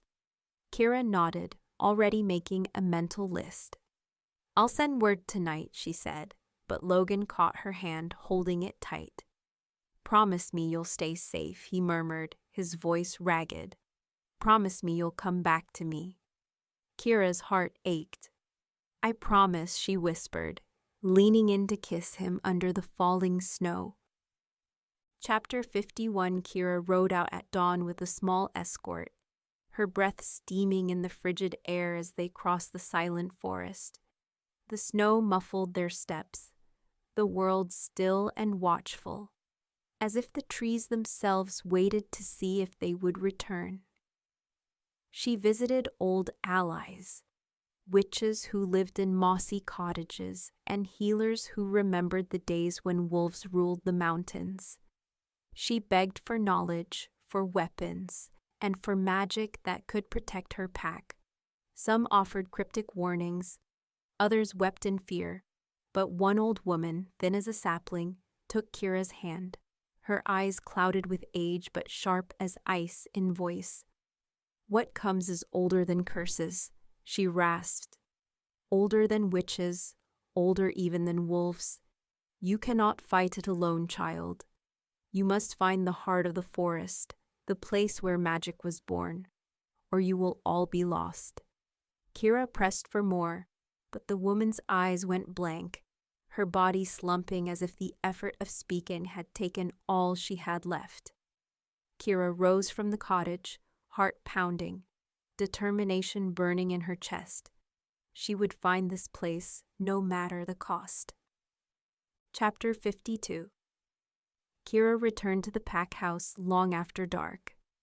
The wolves who greeted her were wary but alert. Sentries prowled the clearing, eyes bright in the moonlight. Inside, Logan paced the hall like a restless storm, his eyes locked on her the moment she entered. "You're back," he breathed, pulling her into his arms. He buried his face in her hair, inhaling deeply as if to reassure himself she was truly there.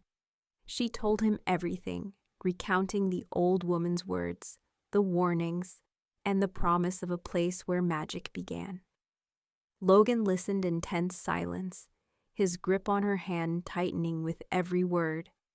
"Then we find it," he said, his voice flat with resolve.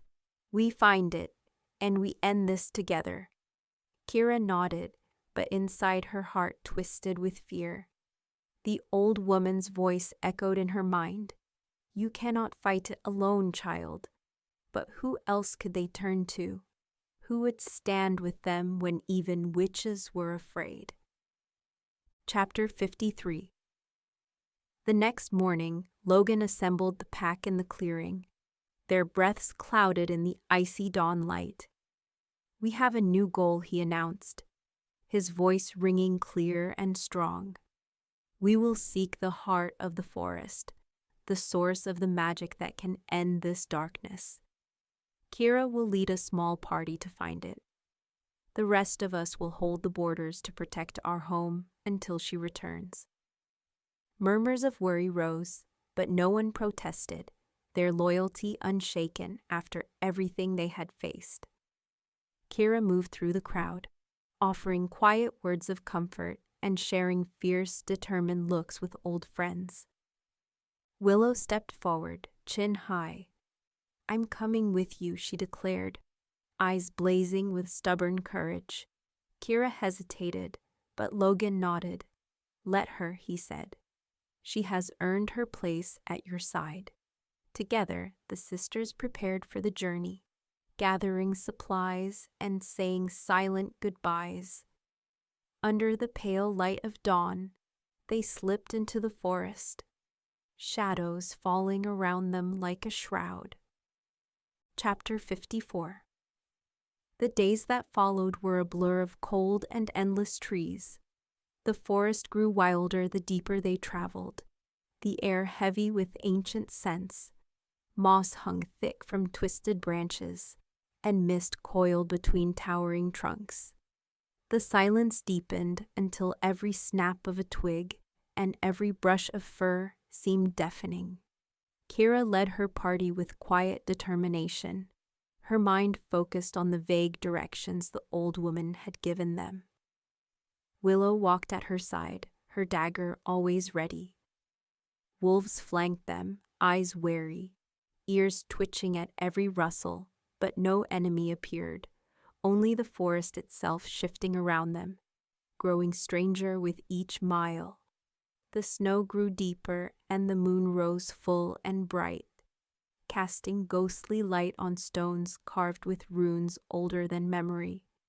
The pack members began to whisper of spirits watching from the shadows of eyes that glowed in the dark. Kiera forced them onward, her resolve like iron, but inside, fear churned. Something was waiting, something that knew they were coming. Chapter 55. On the seventh night, they stumbled upon a clearing unlike any they had seen. The air shimmered with pale green light. The ground was littered with ancient bones, and trees arched high and twisted, forming a natural cathedral. At the center, a pool of water glowed softly like liquid moonlight. Kiera stepped forward, heart pounding. "This is it," she whispered. "The heart of the forest." She could feel it deep in her bones. Magic thrummed here, old and wild and powerful. She knelt at the edge of the pool, cupping the water in her hands. It felt electric, sending tingles through her veins. She drank it down, gasping as a burning cold spread through her body. Visions exploded behind her eyes. Wolves running under endless stars, a tree older than the world itself, roots reaching deep into the earth, blood spilled across snow, and a darkness slithering through shadows. When the visions faded, Kiera rose, shaking but resolute. She knew what needed to be done now, but feared what it might cost. Chapter 56. Kiera gathered her party in the heart of the forest, their eyes wide with awe and fear.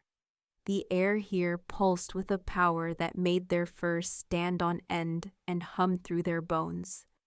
Kiera spoke quickly, her voice low and urgent. "We must bind ourselves to the forest," she told them. "Our strength, our magic, is joined with this place so we can fight what's coming together." They stood around the glowing pool, hands clasped, wolves shifting to human forms, eyes reflecting the eerie green light. Kiera began to chant words that rose unbidden from her memories, words older than language itself. The forest seemed to shudder, leaves hissing, wind whipping around them.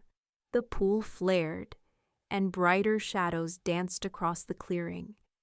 A howl rose in the distance, low and mournful, but growing louder, a warning or a challenge.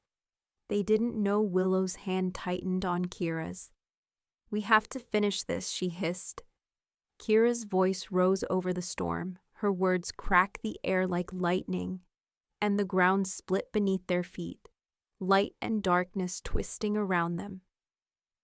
Chapter 57. The visions returned, fiercer and clearer. Wolves fighting a shape cloaked in midnight black, eyes burning like coals, blood soaking the snow. Logan was on his knees, roaring in agony as something unseen crushed him from within the pack house, burning screams echoing through the forest. Kiera wrenched herself free of the visions, gasping, eyes wild. She staggered back from the pool, the light fading as the magic settled into their bones, into the earth itself. She knew now what was coming, an ancient force, neither wolf nor witch, but something far older, something that feasted on fear and thrived in chaos, something that had been awakened by Clark's meddling and was now drawn to the pack by the scent of spilled blood and broken curses. Kiera's heart thundered. "We have to go," she rasped, urgency cracking her voice. "We have to warn Logan. We have to prepare." Willow's face was pale but fierce. "Let's move," she snapped, already gathering the others. They ran through the dark forest, the howling wind carrying a voice that whispered from the shadows, "I am coming." Chapter 58. That the journey back was a desperate flight through snow and shadow, every rustle a threat, every howl a promise of coming doom. When they finally stumbled into the pack clearing, dawn was breaking. Wolves emerged from the pack house, eyes wide with relief and horror. Logan burst through the doors, his face a mask of worry and rage. He caught Kiera in his arms, holding her so tight she could barely breathe. "What happened?" he demanded, his eyes scanning the forest behind her for unseen enemies. Kiera pulled back enough to meet his gaze. "Something's coming," she said, her voice raw from exhaustion. "Something older than the forest, something that feeds on fear. We have to prepare." Logan's face hardened, his jaw set. "Then we'll stand together," he said, his voice low and deadly. "We'll face it side by side as alpha and mate, as we were always meant to." The pack gathered around them, wolves young and old, warriors and healers, their faces determined but afraid. Above them the sky darkened, clouds swirling as the forest seemed to lean in, listening, watching, waiting. The ancient darkness stirred beyond the borders of their home, a hunger older than time itself slithering closer. Drawn to Kiera and Logan's light, and the pack that stood ready to defend it. If you enjoyed this story, please think about subscribing to support the author and be the first to discover what happens next in this epic tale of love, magic, and the fight to protect what matters most.